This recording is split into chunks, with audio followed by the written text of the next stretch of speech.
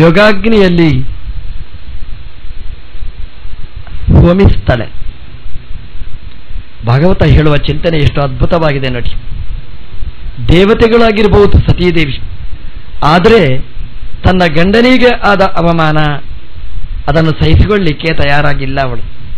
ಯಾಕೆಂತಂದ್ರೆ ಗಂಡನ ಅಧಿಷ್ಠಾನ ಅದು ದೇವರ ಪೂಜೆಗೆ ಯೋಗ್ಯವಾಗಿರತಕ್ಕಂಥದ್ದು.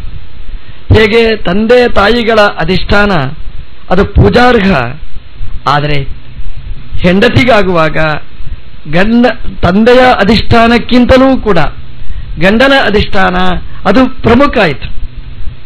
ಅಂದ್ರೆ ಒಂದು ಕಡೆಯಲ್ಲಿ ತಂದೆ, ಇನ್ನೊಂದು ಕಡೆಯಲ್ಲಿ ಗಂಡ, ಇವರಿಬ್ಬರಿಗೆ ತಿಕ್ಕಾಟ ನಡೆದರೆ ನಮ್ದು ಯಾವ ಪಕ್ಷ ವಹಿಸಿಕೊಳ್ಳಬೇಕು? ಭಾಗವತದಲ್ಲಿ ಸತೀದೇವಿಯ ಮೂಲಕ ಕೊಟ್ಟ ಎಚ್ಚರ ನಿಜವಾಗಿ ದಕ್ಷ ಅಪ್ಪ ಇರಬಹುದು, ಶರೀರ ಕೊಟ್ಟವ ಇರಬಹುದು, ವಯಸ್ಸಿನಲ್ಲಿ ದೊಡ್ಡವನಿರಬಹುದು, ಆದರೆ ಗಂಡನಿಗಿಂತ ದೊಡ್ಡವ ಅಲ್ಲ. ನೋಡಿ, ನಾವು ಪೂಜೆ ಮಾಡುವಾಗ ಶಾಲಿಗ್ರಾಮದಲ್ಲಿ ಪೂಜೆ ಮಾಡ್ತೇವೆ, ಪ್ರತಿಮೆಯಲ್ಲಿ ಪೂಜೆ ಮಾಡ್ತೇವೆ. ಹಾಗೆಯೇ ಪತಿವ್ರತಾ ಸ್ತ್ರೀಗೆ ಗಂಡನ ಅಧಿಷ್ಠಾನ ಶಾಲಿಗ್ರಾಮದಷ್ಟೇ ಪವಿತ್ರವಾದದ್ದು. ಆ ಅಧಿಷ್ಠಾನಕ್ಕೆ ಏನಾದರೂ ತೊಂದರೆ ಬಂದರೆ ಅದನ್ನು ಜೀರ್ಣಿಸಿಕೊಳ್ಳಲಿಕ್ಕಾಗಲಿಲ್ಲ. ಸತೀದೇವಿ ಗಂಡನ ಅವಮಾನ ತನ್ನ ಅವಮಾನ ಅಂತ ತೀರ್ಮಾನ ಮಾಡಿ ತನ್ನ ಈ ದೇಹವನ್ನು ಅಗ್ನಿಯಲ್ಲಿ ಹೋಮಿಸಿ ಭಗವಂತನಿಗೆ ಅರ್ಪಿಸ್ತಾಳೆ. ಇದು ಭಾಗವತ ನಮಗೆ ಕೊಟ್ಟ ಚಿಂತನೆ. ಅದರ ಅರ್ಥ, ಯಾರು ದೊಡ್ಡವರು ಅವರ ನಿಂದೆ ನಾವು ಕೇಳಬಾರದು. ಇದು ಒಟ್ಟು ತಾತ್ಪರ್ಯ. ನಮ್ದೇನು ಕ್ರಮ ಅಂತಂದ್ರೆ, ಯಾರು ದೊಡ್ಡವರಿಗೆ ಧರ್ಮಕ್ಕೆ ಅವಮಾನ ಮಾಡಿದರೆ ಮಾಡಲಿ ಬಿಡಿ ನಮಗೆ ಅಂತ ಉಪೇಕ್ಷೆ ಮಾಡಬೇಡಿ. ಸಾಧ್ಯ ಇದ್ರೆ ಪ್ರತಿಭಟನೆ ಮಾಡಬೇಕಾದ್ದು ನಮ್ದು ಕರ್ತವ್ಯ. ಕೊನೆ ಪಕ್ಷಿ ಸರಿ ಇಲ್ಲ ಅಂತಾದ್ರೂ ನಾವು ಘೋಷಣೆ ಮಾಡಬೇಕು. ಅಷ್ಟರಲ್ಲಿ ನಮಗೆ ಪುಣ್ಯ ಲಭಿಸ್ತದೆ ಅಂತ ಭಾಗವತ ನಮಗೆ ಕೊಟ್ಟ ಎಚ್ಚರ. ಅಂತ ಸತಿಗೆ ಈ ಗತಿ ಯಾಕಾಯಿತು ಅಂತ ಭಾಗವತ ಕೊಟ್ಟ ಉತ್ತರ, ಅದು ಗಂಡನ ಮಾತನ್ನು ಉಪೇಕ್ಷೆ ಮಾಡಿ ತವರ ಮನೆಯ ಆಕರ್ಷಣೆಗೆ ಒಳಗಾಗಿ ಹೊರಟು ಹೋದ್ಲು. ಈ ಮಾತು ನಮಗೆ ನೆನಪಿಸ್ತದೆ, ಗಂಡನ ಮಾತನ್ನು ಉದ್ದಟದಿಂದ ಉಲ್ಲಂಘನೆ ಮಾಡಬೇಡಿ. ಒಂದು ರೀತಿಯಲ್ಲಿ ಗಂಡನ ಒಳಗೆ ದೇವರಿದ್ದಾರೆ ಅಂತ ನಾವು ಚಿಂತನೆ ಮಾಡಬೇಕಾದ್ದು. ಗಂಡನ ಮಾತನ್ನು ಮೀರಿದ್ದಕ್ಕೆ, ದೊಡ್ಡವರ ಮಾತನ್ನು ಉಪೇಕ್ಷೆ ಮಾಡಿದ್ದಕ್ಕೆ ಸಿಕ್ಕಿದ ಶಾಸ್ತಿ ಇದು. ಇದು ಭಾಗವತ ನಮಗೆ ಕೊಟ್ಟ ಚಿಂತನೆ. ಒಟ್ಟು ನಾವೇನು ಚಿಂತನೆ ಮಾಡಬೇಕಾದ್ದು ಅಂತ ಅಂದ್ರೆ, ಇದು ಗಂಡ ಹೆಣ್ಣಿನ ಜಗಳ ಅಲ್ಲ. ಇದು ರುದ್ರದೇವರು ಅಂದ್ರೆ ಮನೋನಿಯಾಮಕರು, ಸತೀದೇವಿ ಅಂದ್ರೆ ವಾಗ್ದೇವತೆ, ಅವಳು ನಾಲಿಗೆಯ ದೇವತೆ. ಈ ಎರಡಕ್ಕೆ ಚರ್ಚೆ ನಡೆಯಿತು. ಮನೋನಿಯಾಮಕನಿಗೂ ವಾಗ್ನಿಯಾಮಕಿಗೂ ವಿವಾದ ಜಗಳ ನಡೆಯಿತು. ಈ ಜಗಳದಲ್ಲಿ ವಾಕ್ ಅಂದ್ರೆ ಮಾತಿನ ದೇವತೆ ಸತೀದೇವಿ ಗಂಡನನ್ನು ಒಂದು ರೀತಿಯಲ್ಲಿ ಉಲ್ಲಂಘನೆ ಮಾಡಿ ಹೊರಟು ಹೋದ್ಲು. ಅಂದ್ರೆ ಗಂಡ ಬೇಡ ಹೇಳಿದ್ರು ಸತೀದೇವಿ ದಕ್ಷಾಧ್ವರಕ್ಕೆ ಹೊರಟು ಹೋದ್ಲು. ಇದು ನಮಗೆ ಏನ್ ನೆನಪಿಸ್ತದೆ? ನಮ್ಮಲ್ಲಿಯೂ ಅಷ್ಟೇ ಮನಸ್ಸಿಗೂ ನಾಲಿಗೆಗೂ ವಿರೋಧ ಬರುವುದುಂಟು, ಬರ್ತಲೇ ಇದೆ. ನಾಲಿಗೆಯಲ್ಲಿ ಮಾತಾಡಿ ಬಿಡ್ತೇವೆ ನಾವು, ಆಮೇಲೆ ನಾಲಿಗೆ ಕಚ್ಚಿಕೊಳ್ತೇವೆ. ಹೀಗೆ ಹೇಳಬಾರ್ದಿತ್ತು, ಅಯ್ಯೋ ಏನು ಮಾಡೋದು ಅಂದ್ರೆ ಮಾತಾಡಿದ್ರೆ ಮುಗಿದು ಹೋಯ್ತು. ಈಗ ನಮ್ಮ ಮನಸ್ಸಲ್ಲಿ ಏನಿದೆ ಅನ್ನೋದಕ್ಕೆ ಮಾನದಂಡ ನಾಲಿಗೆ ಬಿಟ್ರೆ ಮತ್ತೇನೂ ಇಲ್ಲ. ಸ್ಕ್ಯಾನಿಂಗ್ ಮಾಡಿ, CC ಕ್ಯಾಮೆರಾ ಇಡಿ, ಏನಿದ್ರೂ ನಿಮಗೆ ಮನಸ್ಸಲ್ಲಿ ಏನಿದೆ ಅಂತ ತೀರ್ಮಾನ ಮಾಡುವ ಯಂತ್ರ ಇನ್ನೂ ಬರಲಿಲ್ಲ. ಇರುವುದು ಒಂದೇ ಒಂದು ಮಾನದಂಡ, ನಿಮ್ಮ ಮನಸ್ಸಲ್ಲಿ ಏನಿದೆ ಅಂತ ಗೊತ್ತಾಗುವುದು ನಿಮ್ಮ ಮಾತಿನ ಮೂಲಕ. ಹಾಗಾಗಿ ಮಾಧ್ಯಮ ನಾಲಗೆ. ನಮಗೆ ನಾಲಗೆ ತಪ್ಪಿ ಹೋಗಿ ಏನಾದರೂ ನುಡಿದ್ರೆ ನಮ್ಮ ಮನಸ್ಸಲ್ಲಿ ಏನಿದೆ ಅಂತ ತೀರ್ಮಾನ ಮಾಡಿದ ಹಾಗೇನೆ. ಹಾಗಾಗಿ ನಾವು ತಪ್ಪು ನುಡಿದ್ರೆ ಆಮೇಲೆ ಅದನ್ನು ಸರಿಪಡಿಸುವುದು ಕಷ್ಟ. ಯಾಕೆಂತಂದ್ರೆ ಮನಸ್ಸಿನ ಭಾವನೆ ನಾಲಗೆಯ ಮೂಲಕ ನಾವು ಹೊರಗೆ ಹಾಕಿದ್ರಿಂದ ಮತ್ತೆ ನಾಲಗೆ ಕಚ್ಚಿಕೊಳ್ಳಬೇಕಾದ ದುರಂತ ನಮ್ಮ ಪಾಲಿಗೆ ಬರ್ತದೆ. ಅದಕ್ಕೇನು ಮಾಡಬೇಕು? ಸತೀದೇವಿ ರುದ್ರದೇವರ ಹತ್ರ ಕೇಳಿ ಅವರು ಹೇಳಿದ ಹಾಗೆ ನಡಿಬೇಕಿತ್ತು. ನಮ್ಮ ನಾಲಗೆ ಮನಸ್ಸಿನ ಹತ್ರ ಕೇಳಬೇಕಿತ್ತು, ಏನು ಮಾತಾಡ್ಲಿ ಅಂತ. ಮನಸ್ಸು ಏನು ಹೇಳುತ್ತೆ, ಮನನೆ ಮಾಡುತ್ತೆ, ಅದನ್ನೇ ನಾಲಗೆಯಲ್ಲಿ ಹೇಳಬೇಕು. ಮನಸ್ಸಲ್ಲಿ ಮತನೆ ಮಾಡದೆ ನಾಲಗೆಯಲ್ಲಿ ಹೇಳಿದ್ರೆ ದಕ್ಷಾಧ್ವರದ ಪ್ರಸಂಗ ಅಂತ ಭಾಗವತ ಎಚ್ಚರಿಸ್ತದೆ. ನೀನು ಹೇಳಲಿಕ್ಕೆ ಹೋಗಬೇಡ, ಮೌನವೇ ಒಳ್ಳೆದು. ಆದರೆ ಮಾತಾಡಲೇಬೇಕು ಅಂತಾದ್ರೆ 10 ಬಾರಿ ಮನಸ್ಸಿನಲ್ಲಿ ಕೇಳು. ಮನಃಪೂತನ್ ವದೇತ್ ವಾಚನ್ ವಸ್ತ್ರಪೂತನ್ ಪಿಬೇಜ್ಜಲಂ ಹೇಳ್ತಾರೆ. ನೀರು ಕುಡಿಬೇಕಂತೆ, ನೀರು ಕುಡಿಯೋದಕ್ಕಿಂತ ಮುಂಚೆ ವಸ್ತ್ರದಲ್ಲಿ ಗಾಲಿಸಿ ಅದನ್ನು ಸೋಸಿ ಅದರ ಕಷ್ಪಲವನ್ನು ತೆಗೆದು ಆಮೇಲೆ ನೀರು ಕುಡಿಯಿರಿ ಅಂತ. ವಸ್ತ್ರದಿಂದ ಶೋಧಿತವಾಗದೇ ಇದ್ದ ನೀರು ಸ್ವೀಕಾರ ಅರ್ಹ ಅಲ್ಲ. ಶೇಗೋ ಹಾಗೇನೆ ಮನಸ್ಸಿನಿಂದ ಶೋಷಣೆ ಮಾಡಲ್ಪಡದೇ ಇದ್ದ ಮಾತಿಗೆ ತೂಕ ಇರುವುದಿಲ್ಲ. ಒಂದು ಮಾತಾಡಬೇಕಾದ್ರೆ 10 ಬಾರಿ ಆಲೋಚನೆ ಮಾಡಬೇಕಂತೆ, ಆಮೇಲೆ ಪಶ್ಚಾತ್ತಾಪ ಪಟ್ಟರೆ ಅದಕ್ಕೆ ಫಲ ಸಿಗುವುದಿಲ್ಲ ಅಂತ ಭಾಗವತ ನಮಗೆ ಎಚ್ಚರಿಸಿದ್ದು. ಸತೀದೇವಿ ರುದ್ರದೇವರನ್ನು ಮಹಾರುದ್ರದೇವರನ್ನು ಉಲ್ಲಂಘನೆ ಮಾಡಿ ಹೋದದ್ದಕ್ಕೆ ಅಪ್ಪನ ಎದುರು ಆದ ಅವಮಾನ ಅವಳಿಗೆ ಸಹಿಸಿಕೊಳ್ಳಿಕ್ಕಾಗುವುದಿಲ್ಲ. ಮನಸ್ಸು ಹೇಳುತ್ತೆ, ನಾಳೆಗೆ ನೀನು ಹೇಳಬೇಡ, ಈ ಮಾತಾಡಬೇಡ ಅಂತ. ಆದರೂ ಅಧಿಕ ಪ್ರಸಂಗಿ ನಾಳೆಗೆ ಮಾತಾಡಿದರೆ ಅದರ ಶಿಕ್ಷೆ ನಾವೇ ಮತ್ತೆ ಅನುಭವಿಸಬೇಕಾಗ್ತದೆ. ಆದ್ರಿಂದ ಮನಸ್ಸು ಮತ್ತೆ ನಾಳೆಗೆ 2 ದಂಪತಿಗಳು. ಹಾಗಾಗಿ ಆ ದಂಪತಿಗಳಲ್ಲಿ ಅಷ್ಟು ಅನ್ಯೋನ್ಯತೆ ಇರಬೇಕು. ಮನಸ್ಸಿಗೂ ನಾಳೆಗೆಗೂ ದಂಪತಿಗಳಲ್ಲಿ ವಿಯೋಗ ಬಂದರೆ ಅಲ್ಲಿ ಸಮಸ್ಯೆ ನಮಗೆ ಪ್ರಾರಂಭ ಆಗುತ್ತೆ. ಅದರ ಶಾಸ್ತಿ, ಅದರ ಫಲ ನಾವು ಉಣಬೇಕಾಗ್ತದೆ ಅನ್ನೋದನ್ನು ನಾವು ದಕ್ಷಾಧ್ವರದ ಕಥೆಯಲ್ಲಿ ನಾವು ಚಿಂತನೆ ಮಾಡಬೇಕಾದ್ದು. ಭಾಗವತ ಹೇಳುತ್ತೆ, ಮನೋನಿಯಾಮಕರಾದ ರುದ್ರದೇವರು, ನಾಲಗೆಯ ದೇವತೆಯಾಗಿರತಕ್ಕಂತಹ ಸತೀದೇವಿ ಅನ್ಯೋನ್ಯವಾಗಿ ಇದ್ರು. ಯಾವಾಗಲೂ ಅನ್ಯೋನ್ಯವಾಗಿಯೇ ಇರ್ತಾರೆ. ಆದರೆ ಒಂದು ಕ್ಷಣ ಅನ್ಯೋನ್ಯರಾಗದೇ ಇದ್ದ ಹಾಗೆ, ವಿಯುಕ್ತರಾದ ಹಾಗೆ ಅಭಿನಯ ಮಾಡಿದ್ದಕ್ಕೆ ಇಷ್ಟು ದುರಂತ. ಇದು ಒಟ್ಟು ನಮಗೆ ಕಲಿಸಿಕೊಟ್ಟಿರತಕ್ಕಂತಹ ಪಾಠ. ನಾವು ಹೇಳಬೇಕಾದ್ರೆ ಮೊದಲು ನೋಡಿಕೊಂಡು ಬನ್ನಿ, ಮನನೆ ಮಾಡಿಕೊಂಡು ಬನ್ನಿ, ಚಿಂತನೆ ಮಾಡಿ, ಸರಿಯಾಗಿ ಮಥನೆ ಮಾಡಿ ಅದನ್ನು ಹೇಳಿ, ಆವಾಗ ಅದಕ್ಕೆ ತೂಕ ಇರ್ತದೆ ಅನ್ನುವ ಚಿಂತನೆಯನ್ನು ನಮಗೆ ಶ್ರೀಮದ್ ಭಾಗವತ ನೀಡಿದೆ.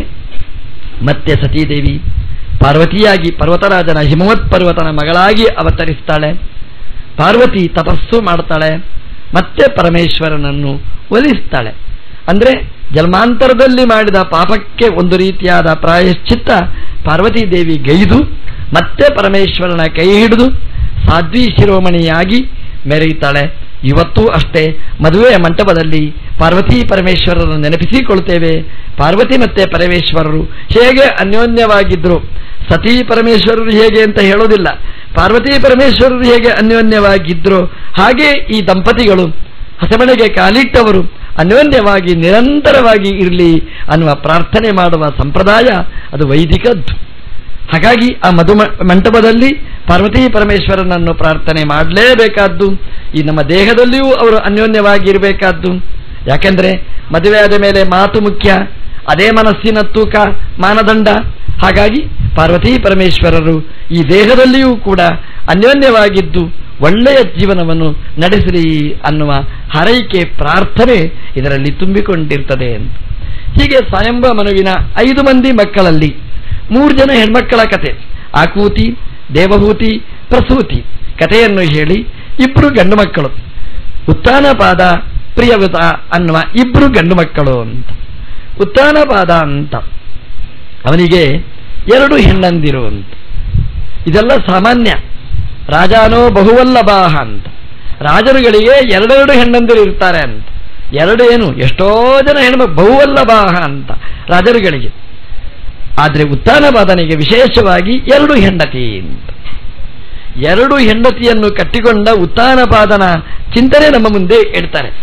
ಅಂದರೆ 2 ಹೆಣ್ಮಕ್ಕಳನ್ನು ಕಟ್ಟಿಕೊಂಡು ಎಷ್ಟು ದುಸ್ಥಿತಿಗೆ ಇಳಿದ, ಮತ್ತೆ ಮಕ್ಕಳಿಂದ ಎಷ್ಟು ಎತ್ತರಕ್ಕೇರಿದ ಅನ್ನುವ ಚಿಂತನೆಯನ್ನು ಭಾಗವತ ನಮಗೆ ಕೊಡ್ತದೆ. ಉತ್ತಾನಪಾದನಿಗೆ 2 ಹೆಂಡತಿ, ಸುನೀತಿ ಅಂತ ಮೊದಲನೇ ಹೆಂಡತಿ, ಸುರುಚಿ ಅಂತ 2ನೇ ಹೆಂಡತಿ. ಇಬ್ಬರಲ್ಲಿಯೂ ಮಕ್ಕಳಿದ್ರು. ಉತ್ತಾನಪಾದನಿಗೆ ಸುನೀತಿಯಲ್ಲಿ ಧ್ರುವ ಅನ್ನುವ ಮಗ, ಸುರುಚಿಯಲ್ಲಿ ಉತ್ತಮ ಅನ್ನುವ ಮಗ. ಹೆಸರೇನೋ ಚಂದ ಇದೆ.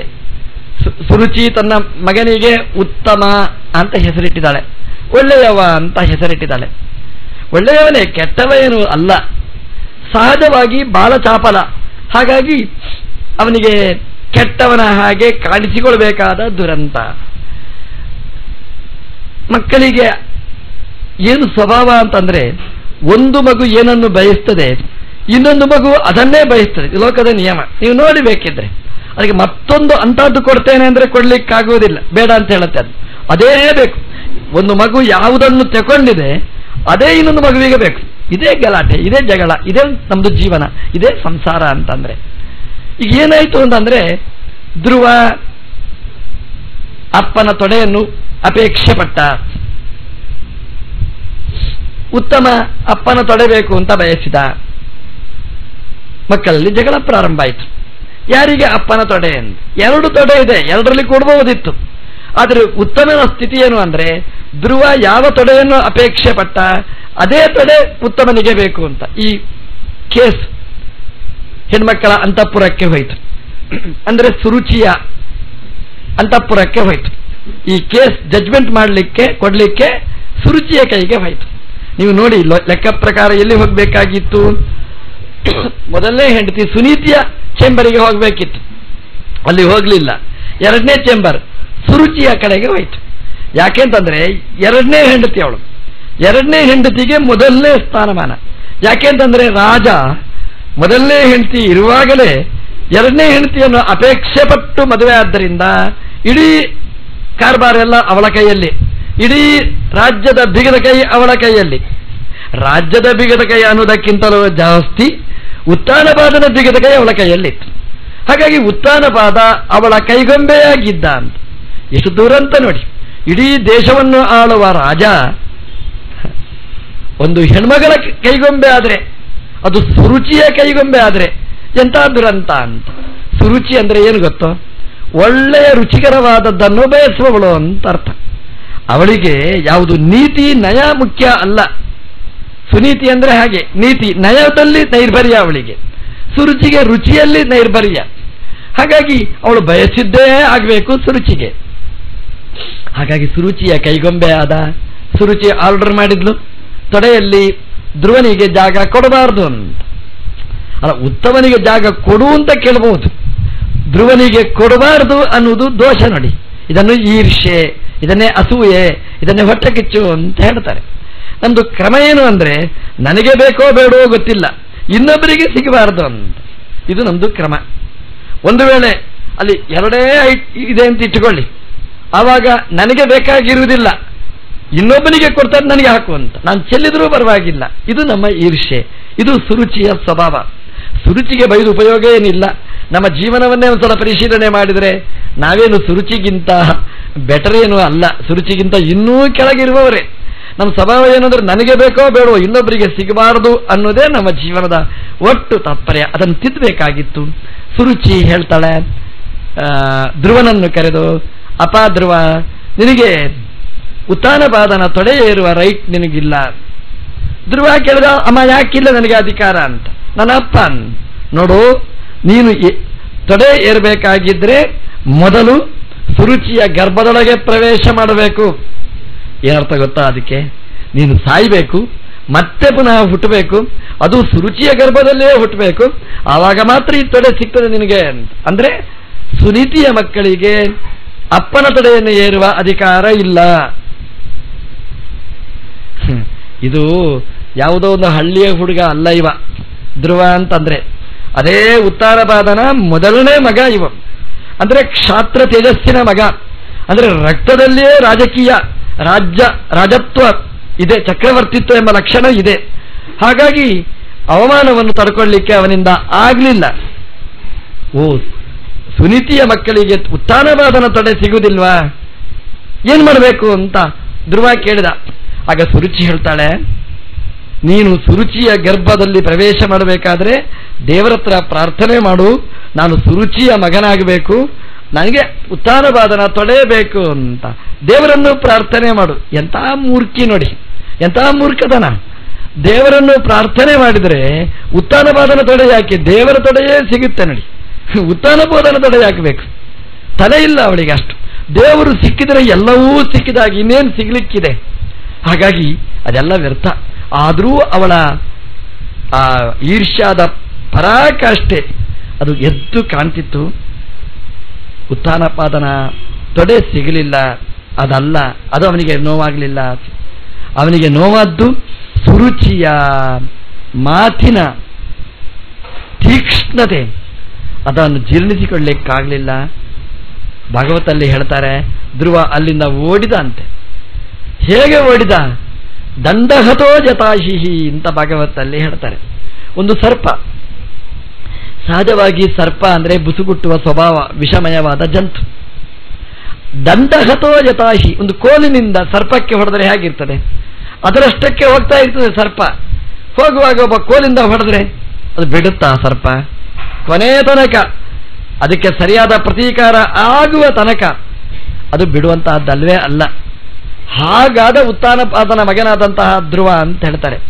ಅದು ಬುಸುಗುಡ್ತಾ ಹೋದಂತೆ, ತಾಯಿ ಹತ್ರ ಹೋದಂತೆ, ಸುನೀತಿ ಹತ್ರ ಹೋಗ್ತಾನೆ ಅಂತೆ. ಅಷ್ಟರೊಳಗನೇ ನಾರದರು ಈ ವಿಷಯ ತಿಳಿಸಿಯಾಗಿತ್ತು.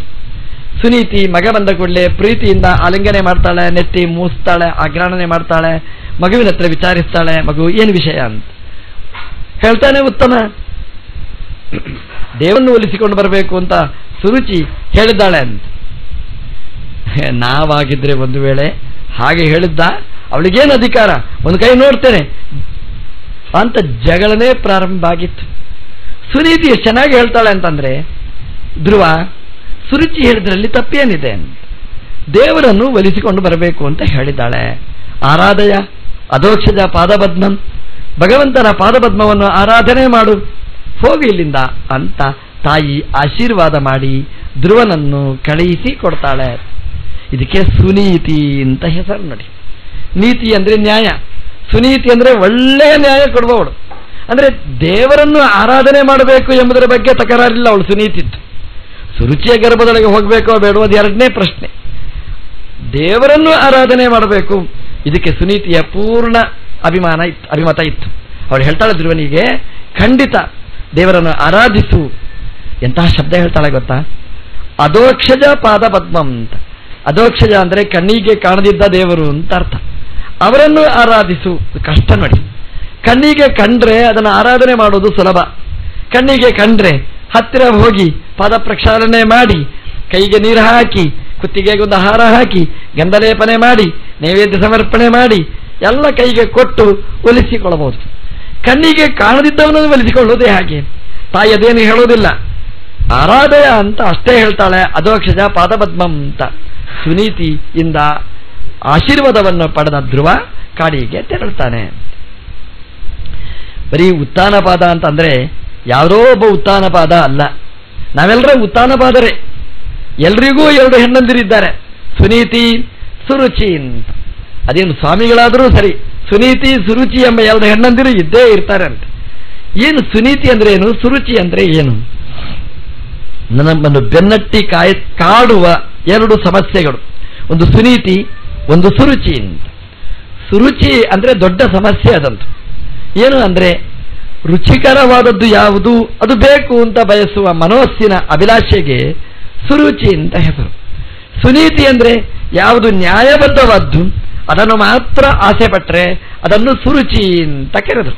ಇದು ಎರಡು ಮನಸ್ಸಿನ ಪ್ರಕೃತಿಗಳು ಸಹಜವಾಗಿ ಇರುವಂತಹದ್ದು. ಸಾಮಾನ್ಯವಾಗಿ ನಾವು ಸುರುಚಿಯ ಕೈ ಹಿಡಿದವರು, ಅಂದ್ರೆ ರುಚಿಕರವಾದ ವಸ್ತುಗಳು ಬೇಕು. ಡಾಕ್ಟರ್ ಹೇಳಿರ್ತಾರೆ ನೋಡಿ, ಎಣ್ಣೆಯಲ್ಲಿ ಕರಟಿ ಹೋದದ್ದು ತಿನ್ನಬೇಡ, ಎಣ್ಣೆಯಲ್ಲಿ ಕಾಯಿಸಿದ್ದನ್ನು ತಿನ್ನಬೇಡ ಅಂತ ಹೇಳ್ತಾರೆ. ನಾಳೆಗೆ ಹೇಳ್ತಾರೆ ತಿಂದ್ಬಿಡಿ ಇವತ್ತು, ಏನು ತೊಂದರೆ ಆಗಲ್ಲ ಅಂತ. ನಾಳೆ ಒಂದು ಮೆಡಿಸಿನ್ ಟ್ಯಾಬ್ಲೆಟ್ ತಿಂದ್ರೆ ಸರಿ ಅಂತ. ಅಂದ್ರೆ ಸುರುಚಿಯ ಕಾರ್ಬಾರಿ ಎಷ್ಟು ಅಂತ. ನಮ್ಮಲ್ಲಿ ಒಬ್ಬರಿದ್ರು, ಅವರಿಗೆ ಶುಗರ್, ತುಂಬಾ ಶುಗರ್. ಅವರಿಗೆ ಡಾಕ್ಟರ್ ಹೇಳಿದ್ರು ನೀವು ಸ್ವೀಟ್ ತಿನ್ನಬೇಡಿ ಅಂತ. ಅವರಿಗೆ ಸ್ವೀಟ್ ತಿನ್ನೋದು ಇರ್ಲಿಕ್ಕೆ ಸಾಧ್ಯನೇ ಇಲ್ಲ. ಎಲೆಗೆ ಹಾಕಿದಾಗ ಕೇಳಿದ್ರು ಅವ್ರ ಹತ್ರ, ರೀ ಮತ್ತೆ ಸ್ವೀಟ್ ತಿಂದ್ರಲ್ಲ, ಶುಗರ್ ಉಂಟಲ್ಲ ನಿಮಗೆ ಅಂತ. ಅದಕ್ಕೆ ಅವ್ರು ಏನು ಹೇಳಿದ್ರು ಗೊತ್ತಾ, ನಮ್ಮ ಡಾಕ್ಟರ್ ಒಳ್ಳೆ ಡಾಕ್ಟರ್ ಅಂತ. ಏನು ಒಳ್ಳೆ ಡಾಕ್ಟ್ರು, ನೀವು ತಿನ್ನಿ ಜಿಲೇಬಿ ಜಾಂಗ್ರಿ ತಿನ್ನಿ, ತೊಂದರೆ ಏನಿಲ್ಲ, ತಿಂದ ಮೇಲೆ ನನ್ನ ಹತ್ರ ಬನ್ನಿ, ಒಂದು ಇಂಜೆಕ್ಷನ್ ಚುಚ್ಚಿಕೊಂಡು ಹೋಗಿ ಅಂತ. ಅಂದ್ರೆ ಇಂಜೆಕ್ಷನ್ ಚುಚ್ಚಿಕೊಂಡ್ರೂ ತೊಂದರೆ ಇಲ್ಲ, ಒಂದು ತಿನ್ಬೇಕು, ಸ್ವೀಟ್ ತಿನ್ಬೇಕು ಅಂತ. ಇದು ಸುರುಚಿಯ ಸ್ವಭಾವ. ಸುರುಚಿ ಅಂದ್ರೆ ತೊಂದರೆ ಆದರೂ ತೊಂದರೆ ಇಲ್ಲ, ಆದ್ರೆ ಕಾಲು ಕಡಿದ್ರೂ ತೊಂದರೆ ಇಲ್ಲ, ಸ್ವೀಟ್ ತಿನ್ನುವುದು ಬಿಡೋಲ್ಲ. ಇದು ಸುರುಚಿ ಅಂದ್ರೆ ಯಾವುದನ್ನು ಆಸೆ ಪಡ್ತೇವೆ ಅದು ಬೇಕು ಅಂತ, ಅದು ಸಿದ್ಧನೇ ಆಗಬೇಕು ಅನ್ನುವ ಬಯಕೆಗೆ ಸುರುಚಿ. ಸಾಮಾನ್ಯವಾಗಿ ನಮ್ಮ ಮನಸ್ಸನ್ನು ನಾವು ಚಿಂತನೆ ಮಾಡಿದರೆ ನಾವು ಸುನೀತಿ ನಮಗೆ ಮುಖ್ಯ ಅಲ್ಲ, ನೀತಿ ಕೊನೆಗೆ ಬಾವಿ ಹಾಕಿ ಅಂತ ಹೇಳ್ತೇವೆ. ನೀತಿ ಅಂತಂದ್ರೆ ಸುರುಚಿ ನಮಗೆ ಮುಖ್ಯ ಅಂತ. ನಮಗೆ ಸುರುಚಿಗಿಂತ ಸುನೀತಿ ಮುಖ್ಯ ಆಗಬೇಕು. ಸುರುಚಿಯ ಮಗ ಉತ್ತಮ ಅಲ್ಲ, ಸುನೀತಿಯ ಮಗ ಧ್ರುವ ಉತ್ತಮ. ಅದಕ್ಕಿಂತಲೂ ಧ್ರುವನಾದವ ಬೇಕು. ಧ್ರುವ ಅಂದ್ರೆ ಪರ್ಮನೆಂಟ್. ಯಾವುದು ನೀತಿಬದ್ಧವಾದ್ದು, ನ್ಯಾಯಬದ್ಧವಾದದ್ದು ಅದು ಧ್ರುವ, ಪರ್ಮನೆಂಟ್ ನಮಗೆ. ಹಾಗಾಗಿ ನ್ಯಾಯಬದ್ಧವಾದ್ದನ್ನು ಬಯಸಬೇಕು. ನಮ್ಮ ಮನಸ್ಸು ನ್ಯಾಯಬದ್ಧವಾದ್ದನ್ನು ಬಯಸುವುದಿಲ್ಲ, ಯಾವುದು ನಮಗೆ ತೋಚುತ್ತೆ ಅದು ಬೇಕು ಅಂತ ಬಯಸ್ತದೆ. ಸುನೀತಿಯ ಮಗ ಧ್ರುವ, ಅವನು ನ್ಯಾಯಬದ್ಧವಾದ್ದನ್ನು, ಅವಳು ಹೇಳಿದ್ಲು ಸು ಅಂದರೆ ಒಳ್ಳೆದು, ಅದರ ಕಡೆಗೆ ನೀತಿ ಕಳಿಸಿಕೊಟ್ಲು ಮಗನನ್ನು. ಧ್ರುವ ಓಡಿಕೊಂಡು ಹೊರಟ ಅಂತ ಭಾಗವತ ಹೇಳಿತು. ಎಲ್ಲಿ ಹೋಗಬೇಕು ಅವನಿಗೆ? ದೇವರು ಅಂದರೆ ಗೊತ್ತಿಲ್ಲ, ದೇವರು ಸಿಗಬೇಕಾದ್ರೆ ಎಲ್ಲಿ ಹೋಗಬೇಕು ಅದೂ ಗೊತ್ತಿಲ್ಲ. ಹೋಗಿದ್ದಾನೆ. ಇದು ಕ್ರಮ ಅಂತೆ. ದೇವರನ್ನು ಹುಡುಕೊಂಡು ಹೋಗುವ ಕ್ರಮ ಅಂದರೆ ಹೀಗೆ. ಮೊದಲು ನಮ್ಗೆ ಏನಾಗಬೇಕು ಅಂದರೆ ದೇವರು ಬೇಕು ಅನ್ನುವ ಅದಮ್ಯವಾದ ಇಚ್ಛೆ ಬೇಕು. ಅದು ಎಲ್ಲಿ ಉಂಟ್ರಿ ಸಿಗುವಂತಹದ್ದಲ್ಲ ಅಂತ ಮನೆಯಲ್ಲಿ ಕೂತ್ರೆ ಮನೆಯಲ್ಲೇ ಕೂತಿರ್ಬೇಕು. ಅದು ಬೇಕು ಅನ್ನುವ ಒಂದು ತೀಕ್ಷ್ಣವಾದ ಅಭಿಲಾಷೆ ಬೇಕು. ಧ್ರುವನಿಗೆ ಆ ಅಭಿಲಾಷೆ ಮೂಡಿತು. ಹೊರಟ. ಎಲ್ಲಿ ಹೋಗಬೇಕು ಅಂತ ಗೊತ್ತಿಲ್ಲ. ಬಂದಿದ್ದಾನೆ. ದಾರಿಯಲ್ಲಿ ನಾರದರು ಸಿಕ್ಕಿದರು. ನಾರದರು ಮಾತಾಡಿಸ್ತಾರೆ ಧ್ರುವನ ಹತ್ರ. ಧ್ರುವ ಎಲ್ಲಿ ಹೋಗ್ತೀ ಅಂತ ಕೇಳಿದರು. ಧ್ರುವ ಹೇಳ್ದ, ಅಧೋಕ್ಷ ಜನ ಆರಾಧನೆಗೆ ಹೋಗ್ತಾ ಇದ್ದೇನೆ ಅಂತ. ನಾರದರು ಹೇಳಿದರು, ಯಾಕೆ ಹೋಗ್ತೀನಿ ಅಂತ ಹೇಳ್ದ. ನನ್ನ ಅಮ್ಮ ಹೀಗೆ ಹೇಳಿಲ್ಲ ಅಂತ. ನಾರದರು ಹೇಳ್ತಾರೆ, ಇದು ಸಹಜವಾಗಿ ಎಲ್ಲರೂ ಹೇಳ್ತಾರೆ ಕಣೋ, ನೀನು ಚಿಂತೆ ಮಾಡಬೇಡ, ಹೋಗು ಆಟ ಆಡು ಅಂತ. ಧ್ರುವ ಏನು ಹೇಳ್ತಾನೆ ಗೊತ್ತಾ? ನಾರದರೆ ಸಾಧ್ಯ ಇದ್ರೆ, ನಿಮಗೆ ಮನಸ್ಸಿದ್ರೆ, ನಿಮಗೆ ಗೊತ್ತಿದ್ರೆ ದೇವರ ಹತ್ರ ಹೋಗ್ಲಿಕ್ಕೆ ಬೇಕಾದ ಮಾರ್ಗದರ್ಶನ ಮಾಡಿ. ನಿಮ್ಗೆ ಗೊತ್ತಿಲ್ಲದಿದ್ರೆ ನಿಮ್ಮ ದಾರಿ ನಿಮಗೆ, ನನ್ನ ದಾರಿ ನನಗೇನು.